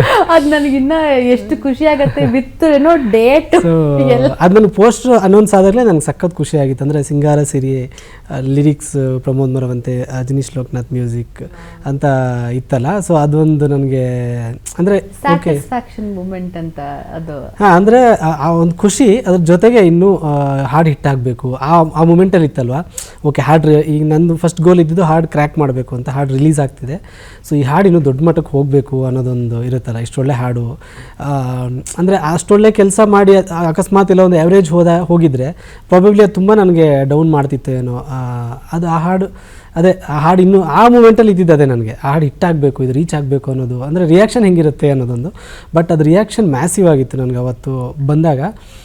ರಿಯಾಕ್ಷನ್ಗಿಂತ ಹಿಂದಿನ ದಿನ ಒಂದು ಪ್ರೋಮೋ ಬಿಟ್ಟಿದ್ರು, ವಿ ಪಿ ಸರ್ ಮಾತಾಡ್ತಾರೆ, ಅನನ್ಯ ಭಟ್ ಅವ್ರು ಮಾತಾಡ್ತಾರೆ. ಅದರಲ್ಲಿ ಅದೊಂದು ಇದು ಕಟ್ ಮಾಡಿದ್ರು, ಮನದ ಮಗು ಹಠ ಮಾಡಿದೆ ಮಾಡುವ ಕೊಂಗಾಟವ ಕಣ್ಣಿಗೆ ಕಾಣೋ ಹೂಗಳೆಲ್ಲ ಏನೋ ಹೇಳುತ್ತಿದೆ, ಇಷ್ಟು ಬಿಟ್ಟಿದ್ರು. ಇಷ್ಟಕ್ಕೆ ನನಗೆ ತುಂಬ ಮೆಸೇಜಸ್ಗಳು ಬಂದಿತ್ತು. ಅದು ಸ್ಪೆಷಲಿ ನಮ್ಮ ಕುಂದಾಪುರ ಕಡೆಯಿಂದ ಆ ಕೊಂಗಾಟ ಅನ್ನೋ ಪದ ಕೇಳ್ಬಿಟ್ಟು ಅವ್ರಿಗೆ ತುಂಬ ಖುಷಿಯಾಗಿತ್ತು. ಅಂದರೆ ನಮ್ಮ ಊರಿನ ಪದ ಅದು, ಸೊ ನಮ್ಮ ಮಣ್ಣಿನ ಪದ, ನಮ್ಮ ಕುಂದಾಪುರ ಕನ್ನಡ ಭಾಷೆಯ ಪದ. ಅಂದರೆ ಬೇರೆ ಭಾಗದವ್ರಿಗೆ ಅದು ಅವತ್ತು ಗೊತ್ತಿರಲಿಲ್ಲ ಏನು ಪದ ಅಂತ, ಕೊಂಗಾಟ ಅಂದರೆ ಏನು ಅಂತ. ಬಟ್ ಅವರಿಗೆ ಕೊಂಗಾಟ ಅಂತ ಕೇಳ್ತಿದ್ದಂಗೆ ತುಂಬ ಎಕ್ಸೈಟಾಗಿ ತುಂಬ ಜನ ನನಗೆ ಮೆಸೇಜ್ ಮಾಡಿದರು, ನಮ್ಮ ಕಡೆಯವರೆಲ್ಲ. ಸೊ ಆವಾಗಲೇ ಒಂದು ಖುಷಿಯಾಗಿತ್ತು, ಒಂದು ಒಳ್ಳೆ ರೆಸ್ಪಾನ್ಸ್ ಇದೆಯಲ್ಲ ಅಂತ. ಸಾಂಗ್ ರಿಲೀಸ್ ಆದ ದಿನ ಅಂತೂ ನನಗೆ ತುಂಬ ಜನ ಕಾಲ್ ಮಾಡಿದರು. ನನಗೆ ಇನ್ನೂ ನೆನಪಿದೆ, ಸಾಂಗ್ ರಿಲೀಸ್ ಹಿಂದಿನ ದಿನ ಚೇತನ್ ಕುಮಾರ್ ಸರ್ ಕಾಲ್ ಮಾಡಿದರು, ಭರ್ಜರಿ ಬಹದ್ದೂರ್ ಡೈರೆಕ್ಟರ್, ಲಿರಿಸಿಸ್ಟ್. ಸೊ ಅವ್ರಿಗೆ ಕಾಲ್ ಮಾಡಿ ನನಗೆ ಅವ್ರ ಜೊತೆ ನಾನು ಹೇಳಿದ್ನಲ್ಲ ಅವಾಗ ಬೇರೆ ಡೈರೆಕ್ಟರ್ಸ್ ಜೊತೆ ಎಲ್ಲ ನನಗೆ ಕೆಲಸ ಮಾಡಬೇಕು ಅಂತ ಅವಕಾಶ ಕೇಳ್ತಿದ್ದೆ ಅಂತ. ಚೇತನ್ ಸರ್ ಜೊತೆನೂ ಕೇಳಿದ್ದೆ. ಅವ್ರು ಆ್ಯಕ್ಚುಲಿ ತುಂಬ ಪಾಸಿಟಿವ್ ಆಗಿ ನನ್ನ ಹತ್ರ ಬರ್ಸ್ಬೇಕು ಅಂತ, ಅವರ ಭರಾಟೆ ಸಿನಿಮಾಗೆ ಬರ್ಸ್ಬೇಕು ಅಂತಲೂ ನಾನು ಅವ್ರಿಗೆ ಅಪ್ರೋಚ್ ಮಾಡಿದಾಗ 1-2 ಸತಿ ಮೀಟ್ ಕೂಡ ಆಗಿದ್ವಿ. ಬಟ್ ಕಾರಣಾಂತರಗಳಿಂದ ಆ ಸಿನಿಮಾಗೆ ನಾನು ಬರೆಯೋಕ್ಕಾಗಲಿಲ್ಲ. ಬಟ್ ಅವರು ಯಾವಾಗಲೂ ಟಚ್ಚಲ್ಲಿ ಇರೋರು ನನಗೆ. ಸೊ ಹಿಂದಿನ ದಿನ ಕಾಲ್ ಮಾಡಿ ಬ್ರದರ್ ತುಂಬ ಚೆನ್ನಾಗಿದೆ ಹಾಡು, ನಾನು ನಿನ್ನೆ ನೋಡಿದೆ, ವಿತ್ ವಿಜುವಲ್ ನೋಡಿದೆ, ತುಂಬ ಚೆನ್ನಾಗಿದೆ, ತುಂಬ ದೊಡ್ಡ ಹಿಟ್ ಆಗುತ್ತೆ ಈ ಹಾಡು ಅಂತ ನನಗೆ ಅವತ್ತು ಹೇಳಿದರು. ಸೊ ಅದು ನನಗೆ ತುಂಬ ಒಂದು ಬೂಸ್ಟ್ ಕೊಟ್ಟಿತ್ತು, ಹಿಂದಿನ ದಿನ ಅವರು ಕಾಲ್ ಮಾಡಿ ಹೇಳಿದ್ದು. ಸೊ ಸಾಂಗ್ ರಿಲೀಸ್ ಆದಾಗ ನನಗೆ ರೆಸ್ಪಾನ್ಸ್ ಕೇಳಿಬಿಟ್ಟೆ ಇದು ನೆಕ್ಸ್ಟ್ ಲೆವೆಲ್ಗೆ ಹೋಗುತ್ತೆ ಅಂತ ಅಂದ್ಕೊಂಡಿದ್ದೆ. ಸೊ ಯೂಟ್ಯೂಬಲ್ಲಿ ಒಂದು ಸಿಂಗಲ್ಸಲ್ಲಿ ನಿಮ್ಮ ಹೆಸರು ನೋಡಿಕೊಂಡು ಕಾಂತಾರ ಅಂತ ಒಂದು ದೊಡ್ಡ ಮಟ್ಟದಲ್ಲಿ ಲಿರಿಸಿಸ್ಟ್ ಪ್ರಮೋದ್ ಮರವಂತೆ ಅಂತ ಒಂದು ಆ ಹೆಸರು ನೋಡೋಕ್ಕೂ ಫಸ್ಟ್ ಡೇ ನಾವೊಂದು ದೊಡ್ಡ ಸ್ಕ್ರೀನ್ ಮೇಲೆ, ಅದು ಎಲ್ಲರ ಕನಸು. ಅದೊಂಥರ ನಾವು ಎಷ್ಟು ಪೇಮೆಂಟ್ ತಗೋತೀವಿ ಅಥವಾ ನಾವೇನು ಮಾಡ್ತೀವಿ ಅನ್ನೋದು ನಮ್ಗೆ ಅದು ಲೆಕ್ಕಕ್ಕೆ ಬರಲ್ಲ ಸರ್. ಆ ಒಂದು ಸಮಯದಲ್ಲಿ ನಿಮ್ಮ ತಂದೆ ತಾಯಿ ಡೆಫಿನೆಟ್ಲಿ ನಿಮ್ಮ ಜೊತೆ ಇರ್ತಾರೆ, ಅವರ ರಿಯಾಕ್ಷನ್ ಹೇಗಿತ್ತು ಸರ್? ಸೊ ಅವ್ರಿಗೆ ನೀಡೇ ಇದೆ ಅಂದರೆ ನನ್ನ ಹೆಸರು ನೋಡಲಿ ಅಥವಾ ಈಗಲೂ ಯಾವಾಗ ಟಿ ವಿಯಲ್ಲಿ ನನ್ನ ಸೀರಿಯಲಲ್ಲಿ ನಂದು ಸಾಂಗ್ ಬರೆದಿರ್ಬೇಕಾದ್ರೆ ಹೆಸರು ಬಂದರೂ ಕೂಡ ಆ ಹೆಸರು ನೋಡೋಕ್ಕೆ ಅಂತಲೇ ಸೀರಿಯಲ್ ನೋಡೋಕ್ಕೆ ಶುರು ಮಾಡಿದ್ದು ಇದೆ. ಅವರು ಡೈಲಿ ಹೆಸರು ನೋಡೋಕ್ಕೆ ಅಂತ ಶುರು ಮಾಡಿ ಆಮೇಲೆ ಸೀರಿಯಲ್ ಕತೆ ಅಂದರೆ ಆಬ್ವಿಯಸ್ಲಿ ಕನೆಕ್ಟ್ ಆಗುತ್ತೆ ಕತೆ, ಸೊ ನೋಡೋಕ್ಕೆ ಶುರು ಮಾಡಿದ್ದು ಇದೆ. ನ್ಯೂಸ್ ಪೇಪರಲ್ಲಿ ಆಗಿರ್ಬೋದು, ಆರ್ಟಿಕಲಲ್ಲಿ ಆಗಿರ್ಬೋದು, ಆ್ಯಂಡ್ ಬಿಗ್ ಸ್ಕ್ರೀನಲ್ಲಿ ನನ್ನ ಹಾಡುಗಳನ್ನು ನೋಡೋದು ತುಂಬ ಇಷ್ಟಪಡ್ತಾರೆ. ತುಂಬ ಕಡಿಮೆ ಸಿನಿಮಾ ನೋಡಿರೋದವರು, ಬಟ್ ಕಾಂತಾರ ಎಲ್ಲ ರೀಸೆಂಟು ಕಾಂತಾರ ಚಾಪ್ಟರ್ 1ಗೆ ನಮ್ಮ ತಂದೆ ನಮ್ಮಮ್ಮ ಅಷ್ಟು ಥಿಯೇಟ್ರ್ ಗಲಾಟೆ ಅದ್ರಲ್ಲಿ ಕೂರಲ್ಲ, ಅವರು ಟಿ ವಿಲೇ ನೋಡಿದ್ದು ಕಾಂತಾರ. ನಮ್ಮ ತಂದೆ ಈ ಸತಿ ಕಾಂತಾರ ಬಂದಾಗಲೂ ಅವರು ಒಬ್ಬರೇ ಹೋಗ್ಬಿಟ್ಟು ಥಿಯೇಟ್ರಲ್ಲಿ ನೋಡ್ಕೊಂಬಂದಿದ್ದಾರೆ, ಅಂದರೆ ಮಗನ ಸಾಂಗ್ ಇದೆ ನೋಡೋಣ ಅಂತ. ಸೊ ಅದು ಇದ್ದೇ ಇರುತ್ತೆ ತಂದೆ ತಾಯಿ ಅಂದಮೇಲೆ. ಐ ಥಿಂಕ್ ಅವ್ರು ಅವಾಗೆಲ್ಲ ಪರವಾಗಿಲ್ಲ, ನೀನು ಇಂಜಿನಿಯರಿಂಗ್ ಓದಿದ್ರು ಕೂಡ ಈ ಒಂದು ಫೀಲ್ಡ್ಗೆ ಆಯ್ಕೆ ಮಾಡ್ಕೊಂತ ಸಪೋರ್ಟ್ ಮಾಡಿದ್ದಕ್ಕೆ ಅವ್ರು ಅವತ್ತು ಅಂದ್ಕೊಂಡಿರ್ತಾರೆ ಒಳ್ಳೆ ಕೆಲಸ ಮಾಡಿದೆ ನಾನು ಸಪೋರ್ಟ್ ಮಾಡಿ ಅಂತ. ಯಾಕಂದರೆ ತಂದೆ ತಾಯಿನ ನಾವು ತೃಪ್ತಿ ಪಡಿಸಿದ್ರೆ ಬೇರೆ ಯಾರೂ ತೃಪ್ತಿ ಪಡಿಸೋದು ಬೇಡ ಅಂತ ನಾವು ಅದನ್ನು ನಂಬ್ತೀವಿ. You have done that and ಆ ಸಂಸ್ಕಾರನ ನಿಮಗೆ ಹೇಳ್ಕೊಟ್ಟಿದ್ದಾರೆ ಸರ್. ಬಿಕಾಸ್ ಎಷ್ಟೇ ಏನೇ ಆದರೂ ಕೂಡ ನೀವು ಅದನ್ನು ತಲೆಗೆ ಹಾಕ್ಕೊಂಡಿಲ್ಲ, ನಿಮ್ಮ ಕೆಲಸನ ಮನ್ಸಲ್ಲಿ ಇಟ್ಕೊಂಡು ಇನ್ನೂ ಕಲಿಬೇಕು. ಯಾಕಂದರೆ ಭಯ ಇರುತ್ತಲ್ವ ಸರ್, ಇವಾಗ ನಾವು ಅಷ್ಟೊಂದು ದೊಡ್ಡ ಸಿನಿಮಾ ಕೊಟ್ಟು ಮುಂದೆ ನಾವೇನಾದ್ರು ಹೆಜ್ಜೆ ತಪ್ಪಿಟ್ರೆ ನಾವು ಎಲ್ಲಿ ಬಿದ್ದೋಗ್ಬಿಡ್ತೀವೋ, ನಮ್ಮನ್ನ ಹೇಗೆ ಗುರುತಿಸೋದು ಕಡಿಮೆ, ಅದೊಂದು ಭಯ ಖಂಡಿತ ಇರುತ್ತೆ. ಈಗ ಸಿಂಗಾರ ಸಿರಿಯೆ ಅಂತ ಒಂದು ಸಾಂಗ್ ಕೊಟ್ಟ ಮೇಲೆ ನೆಕ್ಸ್ಟ್ ಇನ್ನೇನಾದ್ರು ನಿಮ್ಮ ಕಡೆಯಿಂದ ಎಕ್ಸ್ಪೆಕ್ಟ್ ಮಾಡ್ತಾರೆ, ಅದಕ್ಕಿಂತ ಮ್ಯಾಸಿವ್ ಆಗಿ ಇನ್ನೇನೋ ಎಕ್ಸ್ಪೆಕ್ಟ್ ಮಾಡ್ತಾರೆ. ಆ ಭಯ ನೀವು ಹೇಗೆ ನಿಭಾಯಿಸಿದ್ರಿ ಸರ್? ಸೊ ಅದೇ ಮೇಡಮ್, ಅಂದರೆ ನಾವು ಎತ್ತರಕ್ಕೆ ಹೋದಷ್ಟು ಭಯ, ಬಿದ್ದಾಗ ಅಪಾಯ ಜಾಸ್ತಿ ಅನ್ನೋದು ಇದ್ದೇ ಇರುತ್ತೆ. ಸೊ ಪ್ರತಿ ಹಾಡು ಆ್ಯಕ್ಚುಲಿ ನಾನು ಯಾವಾಗ ಫಸ್ಟ್ ಸಾಂಗಿಂದನೂ ಪ್ರತಿ ಸಾಂಗ್ ಬರಿಬೇಕಾದ್ರೂ ಒಂದು ಭಯ ಇದ್ದೇ ಇರುತ್ತೆ. ಬಟ್ ಇನಿಷಿಯಲಿ ಏನಿತ್ತು ಅಂದರೆ ನನಗೆ ಇದು ಓಕೆ ಆದರೆ ಸಾಕು, ಡೈರೆಕ್ಟ್ರಿಗೆ ಇಷ್ಟ ಆದರೆ ಸಾಕು, ಮ್ಯೂಸಿಕ್ ಡೈರೆಕ್ಟ್ರಿಗೆ ಇಷ್ಟ ಆದರೆ ಸಾಕು, ನನಗಂದರೆ ನಾನು ಬದುಕು ಕಟ್ಕೋಬೇಕು, ಸಾಂಗ್ ನನ್ನ ನಂಬರ್ ಆಫ್ ಸಾಂಗ್ಸ್ ಬೇಕು, ನನಗೆ ನನ್ನ ಹೆಸರು ಓಡಾಡಬೇಕು, ಕೆಲಸಗಳು ಜಾಸ್ತಿ, ಆ ಥರದ್ದು ಒಂದು ಇತ್ತು. ಸಿಂಗಾರ ಸಿರಿ ಎಲ್ಲ ಬಂದಮೇಲೆ ಓಕೆ ನನಗೀಗ ಅಂದರೆ ನನಗೆ ಯಾವಾಗಲೂ ಯೋಚನೆ ಮಾಡ್ತಿರ್ತೀನಿ, ಈ ದೊಡ್ಡ ದೊಡ್ಡ ಲಿರಿಕ್ಸಿಸ್ಟು ಅದನ್ನು ಲಿರಿಸಿಸ್ಟು ನೋಡ್ತಿರ್ತಾರೆ, ಇವನು ಇದನ್ನು ಬರ್ದಿದ್ದಾನೆ, ಇದು ಹೆಂಗೆ ಬರ್ದಿದ್ದಾನೆ ಅನ್ನೋದು ಅಬ್ಸರ್ವ್ ಮಾಡ್ತಿರ್ತಾರೆ. ಅವರು ಅಬ್ಸರ್ವ್ ಮಾಡಿದಾಗ ಅವ್ರಿಗೂ ಒಂದು ವಾವ್ ಅನಿಸ್ಬೇಕು. ಅಂದರೆ ಏನು ಹೇಳ್ತಾರಲ್ಲ, ಒನ್ ಫಿಲ್ಮ್ ವಂಡರ್ ಅಥವಾ ಆ ಥರ ಅನಿಸ್ಬಾರ್ದು ಅನ್ನೋದೊಂದು ಇದ್ದೇ ಇತ್ತು. ಹಾಗಾಗಿ ಪ್ರತಿ ಸಾಂಗು ಕೂಡ ತುಂಬ ಜವಾಬ್ದಾರಿಯಿಂದ ಬರೆಯೋದಕ್ಕೆ ಶುರು ಮಾಡಿದೆ. ಅಂದರೆ ನನಗೆ ಸ್ಯಾಟಿಸ್ಫೈ ಆಗೋವರೆಗೂ ಅಥವಾ ಡೈರೆಕ್ಟರ್ಗೆ ಓಕೆ ಆಗೋದಷ್ಟೇ ಅಲ್ಲ, ಸೊ ನಾಳೆ ದಿನ ಅದು ಆಚೆ ಹೋದಾಗ ಒಬ್ಬ ಆಡಿಯನ್ಸ್ಗೂ ಕನೆಕ್ಟ್ ಆಗಬೇಕು, ಸಿನಿಮಾದವ್ರು ಕೇಳಿದಾಗಲೂ ಚೆನ್ನಾಗಿ ಬರೆದಿದ್ದಾರೆ ಇವರು ಅಂತ ಹೇಳಿ, ಅದರಿಂದ ಒಂದೊಂದು ಲೈನ್ಗಳಿಂದನೂ ಅವ್ರು ಇಂಪ್ರೆಸ್ ಆಗಿ ಒಂದು ಜನ ಕೆಲಸ ಕೊಡೋ ಥರ ಆಗಬೇಕು ಅಂತ ಹೇಳಿ ತುಂಬ ಜವಾಬ್ದಾರಿಯಿಂದ ಬರೋಕ್ಕೆ ಶುರು ಮಾಡಿದೆ ಅಲ್ಲಿಂದ. ಸೊ ಅದಾಗಿದ ತಕ್ಷಣ ನಿಮಗೆ ಸಿಕ್ಕಿದೆ ಡೆವಿಲ್. ಹೌದು. ಸೊ ಏನೋ ಒಂಥರ ಚಂದ ಅನುಭವ, ಆ ಒಂದು ಬ್ಯೂಟಿಫುಲ್, ಅದು ಒಂದು ಮ್ಯಾಸಿವ್ ಹಿಟ್. ಸೊ ಅಂತ ಒಂದು ಬ್ಯೂಟಿಫುಲ್ ಸಾಂಗ್ ಅದಾದ್ಮೇಲೆ ಈಗಲೂ ಕೂಡ ಗುನುಗುವಂಥ ಒಂದು ಸಾಂಗ್ ಮುದ್ದು ಗುಮ್ಮ, ತುಂಬಾ ಮುದ್ದಾಗಿ. ಐ ಥಿಂಕ್ ನಿಮ್ಮ ಹತ್ರ ಆ ಒಂದು ಲವ್ ಸಾಂಗ್ಸ್ಗೆ ತುಂಬಾನೇ ಒಂಥರ ಫೀಲ್ಫುಲ್ ಆಗಿರ್ತಿರಲ್ಲ ಸರ್. ಎಷ್ಟು ವರ್ಷದಿಂದ ನಿಮ್ಮ ಹೆಂಡತಿ ಅದಕ್ಕೆ ಸಪೋರ್ಟ್ ಮಾಡ್ತಿದ್ದಾರೆ ಅಂತ ಹೇಳ್ಬೋದು? ಯಾಕಂದರೆ ನನಗೆ ಗೊತ್ತು ಲಿರಿಸಿಸ್ಟ್ಗಳಂತ ಹೇಳಿದ್ರೆ ಭಾವನಾ ಜೀವಿಗಳು ಅಂತ, ತುಂಬ ಭಾವಿಸ್ತೀವಿ ಅಂತ. ಅದನ್ನು ನಮ್ಮ ಲೈಫಲ್ಲೇ ಏನಾದರೂ ಆಗಿದೆಯೇನೋ ಅಂತ ಅಂದ್ಕೊಂಡು ನಾವು ಅದನ್ನು ಒಂದೊಂದು ಸಾಹಿತ್ಯ ಬರಬೇಕಾದ್ರು, ಸಾಲುಗಳು ಬರಿಬೇಕಾದ್ರು. ಸೊ ನಿಮ್ಮ ಹೆಂಡತಿನ ನೆನಪು ಮಾಡಿಕೊಂಡು ಬರೆದಿರುವಂಥ ಒಂದು ಸಾಂಗ್ ಯಾವುದಾದ್ರೂ ಇದೆಯಾ? ಆ ಥರ ಎಲ್ಲ ಇರುತ್ತೆ ಎಲ್ಲ ಅಂದರೆ ಎಲ್ಲ ಸಿನಿಮಾಗಳು ಆ್ಯಕ್ಚುಲಿ ಹೆಂಡತಿ ನೆನಪು ಮಾಡೋಕ್ಕಿಂತ ನಾವು ಆ ಸಿಚುವೇಶನ್ನು, ಹೀರೋ ಹೀರೋಯಿನ್ ಏನು ಅದು ತುಂಬ ತಲೆಯಲ್ಲಿ ಓಡ್ತಿರುತ್ತೆ. ಬಟ್ ಅನ್ನೋಯಿಂಗ್ಲಿ ಬರುತ್ತೆ ಒಂದಿಷ್ಟು ವಿಚಾರಗಳು. ಅನ್ನೋಯಿಂಗ್ ಯಾರೋ ಒಬ್ರು ಪರ್ಸನ್ ಇರ್ತಾರಲ್ಲ, ನೀವು ಆ ಅನ್ನೋನ್ ಪರ್ಸನ್ ನಿಮ್ಮ ಲೈಫಲ್ಲಿ ಯಾರಾದ್ರೂ ಇದ್ರಾ? For any love song inspiration? ಇಲ್ಲ, ಡೆಫಿನೆಟ್ಲಿ ನಾನು ಯಾವಾಗಲೂ ಸಿಚುವೇಶನ್ ತುಂಬ, ನನಗೆ ಟ್ಯೂನು ಮತ್ತು ಸಿಚುವೇಶನ್ ತುಂಬ ಮ್ಯಾಟ್ರ್ ಆಗ್ತಿರುತ್ತೆ. ಓಕೆ, ಹೀರೋ ಅವ್ರ ಹಿಂದೆ ಓಡಾಡ್ತಿರೋದಾಗಿರ್ಬೋದು, ಹೀರೋಯಿನ್ ಅವ್ರ ಹಿಂದೆ ಓಡಾಡ್ತಿರೋದು, ಅವರು ಜೊತೆ ಕಳೀತಿರೋ ಕ್ಷಣಗಳು, ಈ ಥರದ್ದೆಲ್ಲ ತುಂಬ ಮ್ಯಾಟ್ರ್ ಆಗುತ್ತೆ. ನನಗೆ ತುಂಬ ಯೋಚನೆ ಮಾಡ್ತೀನಿ.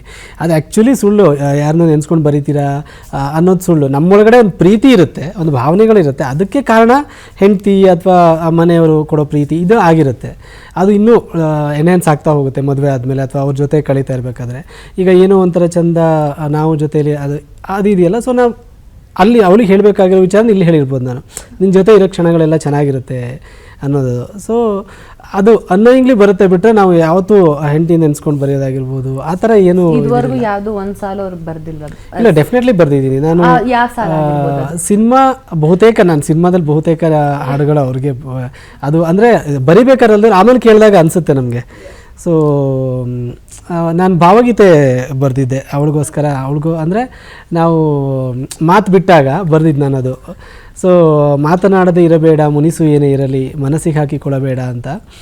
ಸೊ ಆ ಲೈನ್ ಬಂದಿದೆ ಪ್ಯೂರ್ಲಿ ಯಾವ ಸಿನಿಮಾಗೂ ಅಲ್ಲ ಏನೂ ಅಲ್ಲ, ನನಗೆ ಮಾತು ಬಿಟ್ಟಾಗ ನನಗೆ ಬಂದಿದ್ದು ಲೈನ್ ಅದು. ಅದನ್ನು ನಾನು ರಾಘವೇಂದ್ರ ಬಿಜಾಡಿ ಅವ್ರ ಕಂಪೋಸರ್ಗೆ ಕಳಿಸಿದಾಗ ಅವರು ಅದಕ್ಕೆ ಟ್ಯೂನ್ ಮಾಡಿ ಕಳಿಸಿದ್ರು. ಸೊ ಮಾತನಾಡದೇ ಇರಬೇಡ ಮುನಿಸು ಏನೇ ಇರಲಿ ಮನಸ್ಸಿಗೆ ಹಾಕಿಕೊಳ್ಳಬೇಡ ಮಾತನಾಡದೇ ಇರಬೇಡ. ಸೊ ಏನೇ ಕೋಪ ಇರಲಿ ಮಾತಾಡದೇ ಇರಬೇಡ, ನೀನು ಮಾತಾಡದೇ ಇದ್ದಾಗ ತುಂಬ ಕಷ್ಟ ಆಗುತ್ತೆ ನನಗೆ ಅನ್ನೋದು. ಸೊ ನಾನು ನನ್ನ ಹೆಂಡತಿಗೆ ಬರ್ದಿದ್ರು ಕೂಡ ಆಬ್ವಿಯಸ್ಲಿ ಪ್ರತಿಯೊಬ್ಬರಿಗೂ ಕನೆಕ್ಟ್ ಆಗುವಂಥದ್ದೇ ಅದು. ಪ್ರತಿಯೊಬ್ಬ ಗಂಡ ಒಂದು ಮಾಡೋ ಲಿರಿಸಿಸ್ಟ್ ಅಂತ ಹೇಳ್ಬೋದು. ಯಾಕಂದ್ರೆ ಚಂದನೂ ಅದೇ ತರ, ಇದು ಅದೇ ತರ, ಸಿಂಗಾರ ಸಿರಿಯೇ ನಿಮ್ ಬಕೆಟ್ ಲಿಸ್ಟ್ ಅಲ್ಲಿ ಸಿಕ್ಕಾಪಟ್ಟೆ ಗಂಡ ಹೆಂಡತಿ ಒಂಥರ ನೋಡಿದ್ರೆ ಆದರ್ಶ ದಂಪತಿಗಳ ತರ ಇರ್ಬೇಕು ಅಂತ ಬ್ಯೂಟಿಫುಲ್ ಸಾಂಗ್ಸ್ಗಳು ನೀವು ಕೊಡ್ತಾ ಬರ್ತಾ ಇದ್ದೀರಾ. So we are so blessed. And ತುಂಬಾನೇ ಹೆಮ್ಮೆ ಆಗೋ ವಿಚಾರ ಏನಂತ ಹೇಳಿದ್ರೆ ಸರ್, ನಮ್ಮ ಕನ್ನಡ ಇಂಡಸ್ಟ್ರಿನಲ್ಲಿ ತುಂಬ ಅದ್ಭುತವಾದಂತಹ ಪ್ರತಿಭೆಗಳಿರ್ತಾರೆ. ಆ್ಯಂಡ್ ನಿಮ್ಮ ಲೈಫಲ್ಲಿ ಹೇಳ್ಬೋದು ಅಂತ ಹೇಳಿದ್ರೆ ಇವಾಗ ಜಸ್ಟ್ 33 ಅಂತ ಹೇಳಿ ತಪ್ಪಾಗಲ್ಲ. ಇಷ್ಟು ಯಂಗ್ ಏಜಲ್ಲಿ ಇಷ್ಟೊಂದೆಲ್ಲ ಒಂದು ಜವಾಬ್ದಾರಿಗಳನ್ನ ತಗೊಂಡು 500 ಸಾಂಗ್ಸ್ಗಳನ್ನ ಕೂಡ ಮುಗಿಸಿದಿರ. Congratulation sir. 500, 5,000 ಆಗಲಿ, 5,000, 5 ಲಕ್ಷ ಆಗಲಿ, ಜವಾಬ್ದಾರಿಗಳನ್ನ ಜಾಸ್ತಿ ಹೋಗ್ತಾ ಇರಲಿ ಅಂತ ಹೇಳ್ತೀನಿ. ಸೊ ಈ ಒಂದು ಏನೂ ಇಲ್ಲದೆ ಇದ್ದಂತಹ ಒಂದು ಹುಡುಗ 500 ಸಾಂಗ್ ವರೆಗೂ ಬಂದಂತಹ ಒಂದು journey, it was not at all a easy thing. ತುಂಬ ಏರಿಳಿತಗಳನ್ನ ನೋಡಿದ್ದೀರಾ. ಸೊ ಸಕ್ಸಸ್ ಬಂದಾಗ ಅಷ್ಟನ್ನೇ ಒಂದು ಸಮಾನತೆಯನ್ನು ತೊಗೊಂಡಿದ್ದೀರಾ. ಫೇಲ್ಯೂರ್ ಆದಾಗ ಕುಗ್ಗದೆ ಅದನ್ನು ನೀವು ಪ್ರಾಕ್ಟೀಸ್ ಅಂತ ತೊಗೊಳ್ತಾ ಹೋಗ್ತಾ ಇದ್ದೀರಾ. ಸೊ ಇದೆಲ್ಲದರ ಮಧ್ಯೆ ನಿಮ್ಮ ಗುರುಗಳು ಅಂತ ಒಬ್ರು ಇರ್ತಾರೆ. ಬಿಕಾಸ್ ಮುಂದೆ ಗುರಿ ಹಿಂದೆ ಗುರು ಒಂದಿದ್ರೆ ಜೀವನದಲ್ಲಿ ಒಂದು ಮಟ್ಟದಲ್ಲಿ ಸಾಧನೆ ಮಾಡ್ಬೋದು ಅಂತ ಒಂದು ಮಾತಿದೆ. ಸೊ ನಿಮ್ಮ ಲೈಫಲ್ಲಿ ಗುರು ಅಂತ ನೀವು ಸ್ವೀಕರಿಸೋದಾದರೆ ಯಾರನ್ನ ಸ್ವೀಕರಿಸ್ತೀರಾ? ಸೊ ಗುರು ಅನ್ನೋದಕ್ಕಿಂತ ಗುರುಗಳು ಅಂತ ಹೇಳ್ಬೋದು. ಯಾಕಂದರೆ ನನಗೆ ಆ್ಯಸ್ ಅ ಲಿರಿಕ್ ರೈಟಿಂಗ್ ಅಂತ ಬಂದಾಗ ನಮ್ಮ ರೈಟ್ ಫ್ರಮ್ ಕುರಾ ಸೀತಾರಾಮ್ ಶಾಸ್ತ್ರಿ ಅವರಿಂದ ಹಿಡಿದು ಗೀತಾಪ್ರಿಯ, ಅಲ್ಲಿಂದ ಉದಯ ಶಂಕರ್ ಅವರು, ಆರ್ ಎನ್ ಜಯಗೋಪಾಲ್ ಅವರು, ಅವರೆಲ್ಲ ಹಾಡುಗಳನ್ನು ಕೇಳ್ತಾ ಬಂದಿದ್ದು ನಾನು. ಆಮೇಲೆ ನಮ್ಮ ಜನ್ರೇಷನ್ ಹಂಸಲೇಖ ಅವರು, ಕಲ್ಯಾಣ ಅವರು, ವಿ ಮನೋಹರ್ ಅವರು, ನಾಗೇಂದ್ರ ಪ್ರಸಾದ್ ಸರು, ಯೋಗರಾಜ್ ಭಟ್ರು, ಜಯಂತ್ ಕಾಯ್ಕಿಣಿ ಅವರು, ಕವಿರಾಜ್ ಅವರು. ಸೊ ಎಲ್ಲರೂ ಇದ್ದಾರಲ್ಲ. ಸೊ ಇವ್ರದ್ದೆಲ್ಲ ಹಾಡು ಕೇಳ್ತಾನೆ ನಾನು ಹಾಡು ಬರೆಯೋದಕ್ಕೆ ಶುರು ಮಾಡಿದ್ದು. ಆ್ಯಂಡ್ ಇವತ್ತಿಗೂ ನೋಯಿಂಗ್ಲಿ ನಾನು ಎಲ್ಲರದ್ದು ಇನ್ಫ್ಲುಯೆನ್ಸ್ ಇದ್ದೇ ಇರುತ್ತೆ ನಮಗೆ. ಸೊ ಈಗ ಮೇ ಬಿ ನನ್ನ ನೆಕ್ಸ್ಟ್ ಜನ್ರೇಷನ್ ಬಂದರೆ ಅವರು ನಮ್ಮ ಒಂದು ಇದನ್ನು ರೆಫರೆನ್ಸ್ ತೊಗೋಬೋದು. ಸೊ ಅದನ್ನು ತುಂಬ ಚೆನ್ನಾಗಿ ಮಾಡ್ತಾ ಬಂದಿದ್ದಾರೆ ಅವರ ಕೆಲಸಗಳನ್ನು. ಎಲ್ಲರೂ ಆಲ್ಮೋಸ್ಟ್ ಒಂದು ಮಿನಿಮಮ್ 2,000, 3,000, 10,000, 12,000 ಹಾಡು ಬರೆದಿರೋರು ಇದ್ದಾರೆ. ಸೊ ಅವರೆಲ್ಲರೂ ನನ್ನ ಗುರುಗಳು ಅಂತ ಹೇಳ್ಬೋದು. ಸೊ ಅದು ಬಿಟ್ಟರೆ ನನ್ನ ಪುಸ್ತಕಗಳು, ನಾನು ಓದಂಥ ಪುಸ್ತಕಗಳು, ಸೊ ಅರಿವೇ ಗುರು ಅಂತಾರೆ. ಪುಸ್ತಕಗಳನ್ನು ಓದಿಯೇ ನಾನು ಅರ್ತಿದ್ದೀನಿ. ಮತ್ತು ಬದುಕಿಗಿಂತ ದೊಡ್ಡ ಗುರು. ಸೊ ಅದು ನಾನೊಂದು ಇದರಲ್ಲೂ ಬರೆದಿದ್ದೆ ಮರ್ಯಾದೆ ಪ್ರಶ್ನೆಯಲ್ಲಿ, ಶಾಲೆಗೆ ಹೋದವರೆಲ್ಲ ಬುದ್ಧಿವಂತರೇ ಆಗಿರಲ್ಲ, ಬುದ್ಧಿನ ಕಲಿಯೋದಕ್ಕೆ ಬಾಳಿಗಿಂತ ಶಾಲೆ ಇಲ್ಲ ಅಂತ. ಸೊ ಲೈಫ್ ಕಲಿಸಿದಂಥ ಪಾಠಗಳು ಎಲ್ಲೂ ನಾವು ಕಲಿಯೋಕ್ಕಾಗಲ್ಲ. ಸೊ ಬದುಕಿನ ಪಾಠಗಳು, ಪ್ರೀತಿ ಆಗಿರಬಹುದು, ನೋವುಗಳಾಗಿರಬಹುದು, ಅವಮಾನಗಳಾಗಿರ್ಬೋದು, ಅವು ಕಲಿಸಿದಂಥ ಪಾಠ ಇನ್ನೆಲ್ಲೂ ಕಲಿಯೋಕ್ಕೆ ಸಾಧ್ಯ ಇಲ್ಲ. ಸೊ ಎಲ್ಲದೂ ಸೇರಿ ಸಮಗ್ರವಾಗಿ ಒಂದು ಗುರು ಅಂತ ಹೇಳ್ಬೋದು ನನಗೆ. ಸೊ ಎಲ್ಲೂ ನಾವು ಅಂಡರ್ ಲಿರಿಕ್ ರೈಟಿಂಗಿಗೆ ಅಂತ ಕಲಿಯೋದಕ್ಕೆ ಈಗ ನಾವು ಇದು ಇನ್ಸ್ಟಿಟ್ಯೂಷನ್ ಅಂತ ಆಗಿರ್ಬೋದು, ಆ ಥರ ಏನೂ ಇಲ್ಲ. ಹಾಗಾಗಿ ಲಿರಿಕ್ ರೈಟಿಂಗ್ ಅನ್ನೋದು ಸೆಲ್ಫ್ ಟಾಟ್ ಅದು. ಸೊ ಇಷ್ಟೆಲ್ಲ ಸಾಧನೆ ಮಾಡಿ ಗ್ರೌಂಡ್ ಲೆವೆಲ್ ಕೆಲಸನೂ ತುಂಬಾ ಮಾಡಿದ್ದೀರಾ. ಇದೆಲ್ಲ ಮಾಡೋಕ್ಕಿಂತ ಮುಂಚೆ ನೀವು 5 ಸಿನಿಮಾಗೆ ಸಂಭಾಷಣೆಕಾರರಾಗಿ ಕೂಡ ಕೆಲಸ ಮಾಡಿದ್ದೀರಾ. ನಿಮ್ಮ ಫಸ್ಟ್ ಸಿನಿಮಾ ಯಾವುದಾಗಿತ್ತು ಸರ್? ಸೊ ಫಸ್ಟ್ ಸಿನಿಮಾ ಬಿಲಿಂಡರ್ ಅಂತ ಕುಂದಾಪುರ ಕನ್ನಡ ಇದರಲ್ಲಿ ಮಾಡಿದ್ದು, ರವಿ ಬಸ್ರೂರ್ ಅವ್ರು ಮಾಡಿದ ಸಿನಿಮಾ. ಅಲ್ಲಿ ನಂಗೆ ಡೈಲಾಗ್ ಬರೆಯೋದಕ್ಕೆ ಫಸ್ಟ್ ಅವಕಾಶ ಸಿಕ್ಕಿದ್ದು. So 5 cinema. ಸೊ ಇನ್ನು ಮುಂದೆ ಹೆಚ್ಚಿನ ಸಿನಿಮಾಗಳು ನಾವು ಖಂಡಿತ ನಿಮ್ಮಿಂದ ಎಕ್ಸ್ಪೆಕ್ಟ್ ಮಾಡ್ಬೋದು. So go with the flow ಅಂತ. ಸೊ ಮನಸ್ಸು ಕರ್ಕೊಂಡು ಹೋಗಿದ್ದ ಮಾರ್ಗದಲ್ಲಿ ನಡ್ಕೊಂಡು ಹೋಗಬೇಕು ಅಂತ. ಸೊ ತೊಂಡೆ ಚಪ್ಪರದ ಬಗ್ಗೆ ಕೂಡ ಮಾತಾಡ್ತೀರಿ. ತುಂಬಾ ಒಳ್ಳೆ ಪುಸ್ತಕ, ಒಳ್ಳೆ ರೀಚ್ ಕೂಡ ಆಗಿದೆ. ಆ್ಯಂಡ್ ಯಾರ್ಯಾರು ಪುಸ್ತಕ ಓದೋ ಅಭ್ಯಾಸ ಇಲ್ವೋ, ಐ ಥಿಂಕ್ ಅದನ್ನ ತಗೊಂಡು, ಬಿಕಾಸ್ ನನ್ನ ಶೂಟಿಂಗ್ ಸ್ಪಾಟಲ್ಲೂ ಅಷ್ಟೇ ಅದನ್ನ ನಿಮ್ಮ ಕ್ಲೋಸ್ ನೋಡಿದೆ, ನೀವು ಕೈಯಲ್ಲಿ ಇಟ್ಕೊಂಡಿರೋ ವಿಡಿಯೋ ನೋಡಿದೆ. ನಾನು ಕೂಡ ಪುಸ್ತಕ ಓದಕ್ಕೆ ಶುರು ಮಾಡಿದ್ದು ಬಿಕಾಸ್ ಏನೋ ಒಂಥರ ಇಂಟ್ರೆಸ್ಟಿಂಗ್ ಆಗಿದೆಯಲ್ಲ ಅಂತ. ಬಿಕಾಸ್ ಪುಸ್ತಕ ಕಡೆ ಅಷ್ಟೊಂದು ಒಲವಿಲ್ಲ ಅಂದ್ರೂ ಕೂಡ ತೊಂಡೆ ಚಪ್ಪರ ಓದಿದ್ದೀನಿ ನಾನು. So it was very beautiful journey. ನಮಗೆ ನಾವೇ ಕಳೆದು ಹೋಗ್ತೀವಿ. ಇವಾಗ ಹಾಡು ಕೇಳೋದು ಒಂದು ಥೆರಪಿ ಅಂತ ಹೇಳಿದ್ರೆ, ಪುಸ್ತಕ ಓದೋದು ಕೂಡ ಒಂದು ಥೆರಪಿ ಈಗಿನ ಯಂಗ್ಸ್ಟರ್ಸ್ಗೆ ಅಂತ ಹೇಳ್ಬೋದು. ಸೊ ಈಗಿನ ಯುವಕರಿಗೆ, ಬಿಕಾಸ್ ನೀವು ಅದೇ ಒಂದು ಜಾನರಲ್ಲಿ ಇರೋದ್ರಿಂದ, ಲಿರಿಸಿಸ್ಟ್ ಆಗಬೇಕು, ನಾನು ಇಂಡಸ್ಟ್ರಿ ಏನಾದರೂ ಸಾಧನೆ ಮಾಡಬೇಕು ಅಂತ ಹೇಳಿದ್ರೆ ನಿಮ್ಮ ಕಡೆಯಿಂದ ಒಂದು ಟಿಪ್ ಕೊಡಬೇಕು ಅಂತ ಹೇಳಿದ್ರೆ ಏನಾಗಿರುತ್ತೆ? ಸೊ ರೈಟರ್ಸ್ ಆಗಿರ್ಬೋದು, ಡೈರೆಕ್ಟರ್ಸ್ ಆಗಿರ್ಬೋದು, ಎಲ್ರಿಗೂ ಒಂದು ಫಸ್ಟ್ ಟಿಪ್ ಹೇಳೋದಾದರೆ, ಯಂತ್ರಗಳ ಜೊತೆ ಸೇರಿ ನೀವು ಯಂತ್ರಗಳಾಗಬೇಡಿ. ಮನುಷ್ಯರ ಜೊತೆ ಸೇರಿ ನೀವು ಫಸ್ಟ್ ಒಳ್ಳೆ ಮನುಷ್ಯರಾಗಿ, ಅದಾದಮೇಲೆ ಕಲೆ ಎಲ್ಲ ಬರೋದು. ನಿಮ್ಮಲ್ಲಿ ಒಬ್ಬ ಒಳ್ಳೆ ಮನುಷ್ಯ ಇಲ್ಲ ಅಂದರೆ ನಿಮಗೆ ಸರಸ್ವತಿ ಒಲಿಯೋಕ್ಕೆ ಸಾಧ್ಯ ಇಲ್ಲ. ನೀವು ಅದನ್ನು ಫಸ್ಟ್ ಇದು ಮಾಡ್ಕೊಳ್ಳಿ. ಆ್ಯಂಡ್ ನಾನು ಆ್ಯಸ್ ಅ ರೈಟರ್ ನಾನು ಹೇಳೋದು, ಓದಿ. ನೀವು ಡೈರೆಕ್ಟರ್ ಆಗಿರ್ಬೋದು, ಆರ್ಟಿಸ್ಟ್ ಆಗಿರ್ಬೋದು, ಪ್ರೊಡ್ಯೂಸರ್ ಆಗಿರ್ಬೋದು, ಮ್ಯೂಸಿಕ್ ಡೈರೆಕ್ಟರ್, ಅದು ಯಾವ ಪ್ರೊಫೆಷನ್ ಆಗಿದ್ರೂ ಓಕೆ, ಬಟ್ ನಿಮ್ಗೆ ಓದು ಇದೆಯಲ್ಲ ಅದು ನಿಮ್ಗೆ ಯಾವಾಗಲೂ ಹೆಲ್ಪ್ ಮಾಡುತ್ತೆ. ನೀವು ಸ್ಪೆಷಲಿ ಡೈರೆಕ್ಟರ್ ಆಗಿದ್ದರೆ ಮಾತ್ರ ಓದಲೇಬೇಕು. ಮ್ಯೂಸಿಕ್ ಡೈರೆಕ್ಟರ್ ಆ್ಯಂಡ್ ರೈಟರ್ ಆಗಿದ್ದರೆ 500% ಓದಲೇಬೇಕು ನೀವು. ಸೊ ರೈಟರ್ ಆಗಬೇಕು ಅಂತಿದ್ರೆ ಓದಲೇಬೇಕು. ಆ್ಯಂಡ್ ಲೈಫ್ ಎಕ್ಸ್ಪೀರಿಯನ್ಸ್ಗಳನ್ನು ಗ್ಯಾದರ್ ಮಾಡಿ. ನಿಮ್ಗೆ ಯಾವಾಗ ಓದ್ತೀರಾ ಅವಾಗ ಡೆಫಿನೆಟ್ಲಿ ನೀವು ಲೈಫ್ ನೋಡೋ ರೀತಿಯೇ ಬೇರೆ ಆಗುತ್ತೆ. ಸೊ ಸಿನಿಮಾ ನನ್ನ ಪ್ರಕಾರ ಇಂಡಸ್ಟ್ರಿಯಲ್ಲಿರೋ ಒಂದು 60% ಡೈರೆಕ್ಟರ್ಸ್ ಓದ್ತಾರೆ. ಅವರ ಇದರಲ್ಲಿ ಹೋದಾಗೆಲ್ಲ ಬೇರೆ ಬೇರೆ ರೈಟರ್ಸ್ಗಳದ್ದು ಓದೋದು ನೋಡಿದ್ದೀನಿ ನಾನು. ಸೊ ಇನ್ನು ಓದದೇ ಇರೋರು ಓದಬೇಕು. ಆ್ಯಂಡ್ ಅವರು ನಾನು ಅವ್ರ ಜೊತೆ ಕೆಲಸ ಮಾಡೋದ್ರಿಂದ, ಸೊ ಸಾಹಿತ್ಯ ಓದ್ಕೊಂಡವ್ರದ್ದು ಒಂದು ಅಭಿರುಚಿ ಇದೆಯಲ್ಲ, ಅವರ ಕತೆ ಮೇಕಿಂಗ್ ಆಗಿರ್ಬೋದು, ಅವರ ಒಂದು ಲಿರಿಕ್ ಸೆಲೆಕ್ಷನ್ ಆಗಿರ್ಬೋದು, ಅದು ತುಂಬ ಚೆನ್ನಾಗಿರುತ್ತೆ. ಹಾಗಾಗಿ ಓದ್ಕೊಂಡಷ್ಟು ನಿಮ್ಮ ಕೆಲಸಕ್ಕೆ ತುಂಬ ಹೆಲ್ಪ್ಫುಲ್, ನಾಲೆಡ್ಜ್ ಇಂಪ್ರೂವ್ ಆಗುತ್ತೆ ಅಂತ. ಸೊ ಮುಂದಿನ ಸಿನಿಮಾಗಳ ಜರ್ನಿ ಸರ್ ನಿಮ್ದು, ನೆಕ್ಸ್ಟ್ ಯಾವ ಸಿನಿಮಾ ನಿಮ್ಮ ಲೈನಪ್ಪಲ್ಲಿದೆ? ಯಾವ ಒಳ್ಳೆ ಸಾಂಗ್ಗಳು ನಾವು ಕೇಳ್ಬೋದು? ಸೊ ಈಗ ನಾನು ರಿಲೀಸ್ ಅಂತ ಬಂದರೆ ನಂದು ಕರಾವಳಿ ಪ್ರಜ್ವಲ್ ದೇವರಾಜ್ ಅವರದ್ದು, ಅದೇ ಮುದ್ದು ಗುಮ್ಮ ನೀವು ಹೇಳಿದ್ದು, ಅದು ರಿಲೀಸ್ ಆಗಿದೆ. ಅದರಲ್ಲಿ ಇನ್ನೂ 3 ಹಾಡುಗಳಿದೆ, ಸಚಿನ್ ಬಸೂರು ಅಂತ ಮ್ಯೂಸಿಕ್. ಸೊ ಗುರುದತ್ ಗಾಣಿಗ ಅಂಬಿನಿಂಗ್ ವಯಸ್ಸಾಯಿತು ಸಿನಿಮಾ ಮಾಡಿದಂಥ ಡೈರೆಕ್ಟರ್, ಅದರಲ್ಲಿ ಒಳ್ಳೆ ಆಲ್ಬಮ್ ನಿರೀಕ್ಷೆ ಮಾಡ್ಬೋದು. ಅದ್ರ ನೆಕ್ಸ್ಟ್ ಗ್ರಾಮಾಯಣ ಅಂತ ವಿನಯ್ ರಾಜ್ಕುಮಾರ್ ಅವರದ್ದು, ಅದರಲ್ಲೊಂದು ಒಳ್ಳೆ ಮೆಲಡಿ ಸಾಂಗ್ ಬರ್ದಿದೆ. ನಂಗೆ ಪರ್ಸ್ನಲಿ ತುಂಬ ಇಷ್ಟ. ಅದರಲ್ಲಿ ಬರೆದಂಥ ಲೈನ್ಗಳಾಗಿರ್ಬೋದು. ಪೂರ್ಣಚಂದ್ರ ತೇಜಸ್ವಿ ಮ್ಯೂಸಿಕ್ ಡೈರೆಕ್ಟರ್ ಅದರದ್ದು, ವಿನಯ್ ರಾಜ್ಕುಮಾರ್ ಅವ್ರ ಸಿನಿಮಾ. ಅದ್ರ ಜೊತೆಗೆ ಈಗ ಇವ್ರದ್ದು ಧ್ರುವ ಸರ್ಜಾ ಅವರದ್ದು ಸಿನಿಮಾ ಕ್ರಿಮಿನಲ್ ಅಂತ ವರ್ಕ್ ಮಾಡ್ತಾ ಇದ್ದೀನಿ. ಅದಾದಮೇಲೆ ಒಂದಿಷ್ಟು ಹೊಸ ಸಿನಿಮಾಗಳು ವರ್ಕ್ ನಡೀತಾನೆ ಇದೆ. ಸೊ ಎಲ್ಲ ದೇವಿ ಮಾತ್ಮೆ ರೀಸೆಂಟಾಗಿ ನಂದು ಆ್ಯಕ್ಚುಲಿ 500ನೇ ಹಾಡು ನಾಗರಾಜ್ ಸೋಮಯಾಜಿ ಅವರು ಮರ್ಯಾದೆ ಪ್ರಶ್ನೆ ಸಿನಿಮಾ ಏನು ಮಾಡಿದರು, ಹಾಡು ನಿರ್ದೇಶಕರ ದೇವಿ ಮಾತ್ಮೆ ನನ್ನ 500ನೇ ಹಾಡು. ಸೊ ಅಲ್ಲಿ ಎಲ್ಲೋ ನನಗೊಂದು ದೇವಿದೊಂದು ಬ್ಲೆಸ್ಸಿಂಗ್ ಸಿಕ್ತು ಅಂತ, ಆಂಜನೇಯ 500ನೇ ಹಾಡು ದೇವಿದು ಅಂತ. ಸೊ ಹೀಗೆ ಒಂದಿಷ್ಟು ಸಿನಿಮಾಗಳು ನಡೀತಾ ಇದೆ. ಈಗ ಸ್ಪಾರ್ಕ್ ಅಂತ ನಿರಂಜನ್ ಅವ್ರದ್ದು ಮತ್ತು ಪ್ರೇಮ್ ಸರ್ದು ಒಂದು ಸಿನಿಮಾ, ಅದು ರೀಸೆಂಟಾಗಿ ಬರಿತಾ ಇದ್ದೀನಿ. ಸೊ ಒಂದಿಷ್ಟು ಇದೆ ಈ ವರ್ಷಕ್ಕೆ ರಿಲೀಸ್. ಕೈ ತುಂಬ ಬರವಣಿಗೆಯಲ್ಲಿ ಬಿಸಿ ಇದೆ ಅಂತ ಇದೆ, ದೇವ್ರದ್ದು ಇದೆ. So all the very best. So ಈ ಒಂದು ವಾಯ್ಸ್ ಆಫ್ ಸಾಧಕ ಪಾಡ್ಕಾಸ್ಟ್ ಬಗ್ಗೆ ನಿಮ್ಮ ಒಂದು ವಿಶಸ್ ಹೇಳಬೇಕು ಅಂದರೆ ಯಾವ ಥರ ಹೇಳ್ಬೋದು ಸರ್? ಸೊ ನಾನು ಆವಾಗಲೇ ಹೇಳಿದೆ, ರಾಜ್ಕುಮಾರ್ ಅಂದರೆ ಒಂದೇನು ವೈಬ್ ಇದೆ. ರಾಜ್ ಮ್ಯೂಸಿಕ್ ಅಂದ್ರೂ ಕೂಡ ನಮ್ಮ ಮನೆಯೆಲ್ಲ ಟಿ ವಿ ಬಂದಾಗ ಆವಾಗೆಲ್ಲ ನಾವು ಸಾಂಗ್ಸ್ಗಳನ್ನು ನೋಡ್ತಾ ಇದ್ದಿದ್ದು. ಅಲ್ಲಿ ಈಗೇನು ಕಾಲ್ ನಾನು ಬರ್ತಾ ಕಾಲ್ ಕನೆಕ್ಟ್ ಆಗೋ ನೋಡಿದಾಗ ನನಗೆ ನಾನು ಏನು ಅಂದ್ಕೊಂಡಿದ್ದೆ ಅಂದರೆ ಡೈರೆಕ್ಟ್ ಅವರಿಗೆ ಅಲ್ಲಿ ಮಾತಾಡ್ತಿರ್ತಾರಲ್ಲ ಮೇಡಮ್, ಅವ್ರಿಗೆ ಕಾಲ್ ಹೋಗ್ಬಿಡುತ್ತೆ ಅಂತ. ಆವಾಗೆಲ್ಲ ಗೊತ್ತಾಗಿದ್ದು ನಮಗೆ, ಇಲ್ಲ ಅವರೊಬ್ಬರು ಕಾಲ್ ಪಿಕ್ ಮಾಡ್ಬಿಟ್ಟು ಅವ್ರು ಕನೆಕ್ಟ್ ಮಾಡ್ತೀನಿ ಅಂತ ಹೇಳ್ತಾರೆ. ಮತ್ತು ಮುಂಚೆ ಎಲ್ಲ ಈ ಮೆಸೇಜ್ ಎಲ್ಲ ಇದೆಲ್ಲ ಇತ್ತು, ಅಲ್ಲಿ ಚಿನ್ನು ಐ ಲವ್ ಯು, ಅಪ್ಪ ಐ ಲವ್ ಯು ಅಂತೆಲ್ಲ ಹಾಕಿ ಅದನ್ನೆಲ್ಲ ಓದ್ಕೊಂಡು ಅದಕ್ಕೆಲ್ಲ ನಾನು ಅವಾಗೆಲ್ಲ ಮೆಸೇಜ್ ಮಾಡೋದಾಗಿರ್ಬೋದು. ಈ ಥರದ ದಿನಗಳೆಲ್ಲ ನನಗೆ ನೆನಪು. ಸೊ ಆಮೇಲೆ ರಾಜ್ ನ್ಯೂಸ್ ನೋಡಿದ್ದು. ಸೊ ಅದು ರಾಜ್ ಅಂದ್ರೇ ಅದು ಒಂದು ಕಂಪನ, ಅದು ಒಂದು ಸಂಚಲನ. ಅದು ಅಲ್ಲಿ ನನ್ನ ಇಂಟರ್ವ್ಯೂ ಆಗಿದ್ದು ತುಂಬ ಖುಷಿ ಆಯಿತು. ಆ್ಯಂಡ್ ನಿಮ್ಮ ಜೊತೆ ನಿಮ್ಮ ಸಿನಿಮಾಗಳನ್ನು, ನಿಮ್ಮ ನೃತ್ಯ ಕಾರ್ಯಕ್ರಮಗಳನ್ನೆಲ್ಲ ನೋಡ್ಕೊಂಡು ಬಂದವನು ನಾನು. ಸೊ ಹಾಗಾಗಿ ಮತ್ತು ನಮ್ಮ ಜೊತೆ ಕನ್ನಡ ಮಾತಾಡೋರು ಯಾವಾಗ ತುಂಬ ಚೆನ್ನಾಗಿ ಕನ್ನಡ ಮಾತಾಡೋರು ಇರ್ತಾರೆ ಆವಾಗ ತುಂಬ, ಮತ್ತು ಸಿನಿಮಾದ ಎಲ್ಲ ಆಗು ಹೋಗುಗಳ ಅನುಭವ ಯಾರಿಗಿರುತ್ತೆ ಅವ್ರು ಕೇಳೋ ಪ್ರಶ್ನೆಗಳು ತುಂಬ ಚೆನ್ನಾಗಿ, ಅಂದರೆ ತುಂಬ ಕನೆಕ್ಟೆಡ್ ಆಗಿರುತ್ತೆ ನಮಗೆ. ಸೊ ಅದು ನನಗೆ ತುಂಬ ಇದನ್ನಿಸ್ತು, ಸುಮ್ಮನೆ ಕೂತ್ಕೊಂಡು ಮಾತಾಡ್ತಾ ಇದ್ದಂಗೆ ಅನಿಸ್ತು, ಇಂಟರ್ವ್ಯೂ ಥರ ಏನೋ ಅನಿಸ್ಲಿಲ್ಲ. So thank you so much. ಯಾಕಂದರೆ ಈ ಚೇರಲ್ಲಿ ತುಂಬ ದೊಡ್ಡ ದೊಡ್ಡ ಸಾಧಕರು ಬಂದು ಕೂತಿದ್ದಾರೆ, ಲೈನಪ್ಪು ತುಂಬ ಇದಿದೆ. ಹಾಗಾಗಿ ನಾನಿನ್ನೂ ತುಂಬ ಚಿಕ್ಕವನು ಈ ಕುರ್ಚಿಗೆ, ಬಟ್ ನನಗೆ ಒಂದು ಪ್ರೇರಣೆ ಅಂತ ಭಾವಿಸ್ತೀನಿ ಈ ಒಂದು ಸಂದರ್ಶನ. ಥ್ಯಾಂಕ್ ಯು ಸೋ ಮಚ್ ನಿಮಗೆ specially. Thank you so much sir. Thank you for accepting and ನಿಮ್ಮ ಅಮೂಲ್ಯವಾದ ಸಮಯನ ನಮಗೆ ಕೊಟ್ಟು. ಸೊ ಇನ್ನೆಲ್ಲ ಸಿನಿಮಾಗಳ ಸಾಂಗ್ಸ್ ಹಿಟ್ ಆಗಲಿ, ಇನ್ನಷ್ಟು ದೊಡ್ಡ ಮಟ್ಟದಲ್ಲಿ ಬೆಳೆದ್ರು ಕೂಡ ಇದೇ ಥರ ನಮ್ಮ ರಾಜ್ ನ್ಯೂಸ್ಗೆ ಬರ್ತಾನೆ ಇರಿ ಅಂತ ಕೇಳ್ತಾ ಇದ್ದೀನಿ. Thank you so much. Thank you.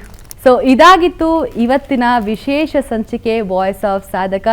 ನಿಮ್ಮೆಲ್ಲರ ಪ್ರೀತಿಯ ಅವ್ರ ಊರ ಹೆಸರನ್ನೇ ಅಂತಾರಾಷ್ಟ್ರೀಯ ಮಟ್ಟಕ್ಕೆ ತಗೊಂಡು ಹೋದಂತಹ ಗ್ರೇಟೆಸ್ಟ್ ಲಿರಿಸಿಸ್ಟ್ ಹಾಗೆ ಮಲ್ಟಿ ಟ್ಯಾಲೆಂಟೆಡ್ ಅಂತ ಹೇಳೋದು ತಪ್ಪಾಗಲ್ಲ. ಸೊ ಮುಂದಿನ ಸಂಚಿಕೆಯಲ್ಲಿ ಯಾರು ವಿಶೇಷ ಸಾಧಕರು ಬರ್ತಾರೆ ಅಂತ ನೀವು ಕಾಯ್ತಾರಿ. ಹಾಗಿದ್ರೆ ಮುಂದಿನ ಸಂಚಿಕೆಯಲ್ಲಿ ಭೇಟಿಯಾಗೋಣ. ನಾನು ನಿಮ್ಮ ಪ್ರೀತಿಯ ರೂಪಿಕಾ. ನಮಸ್ಕಾರ.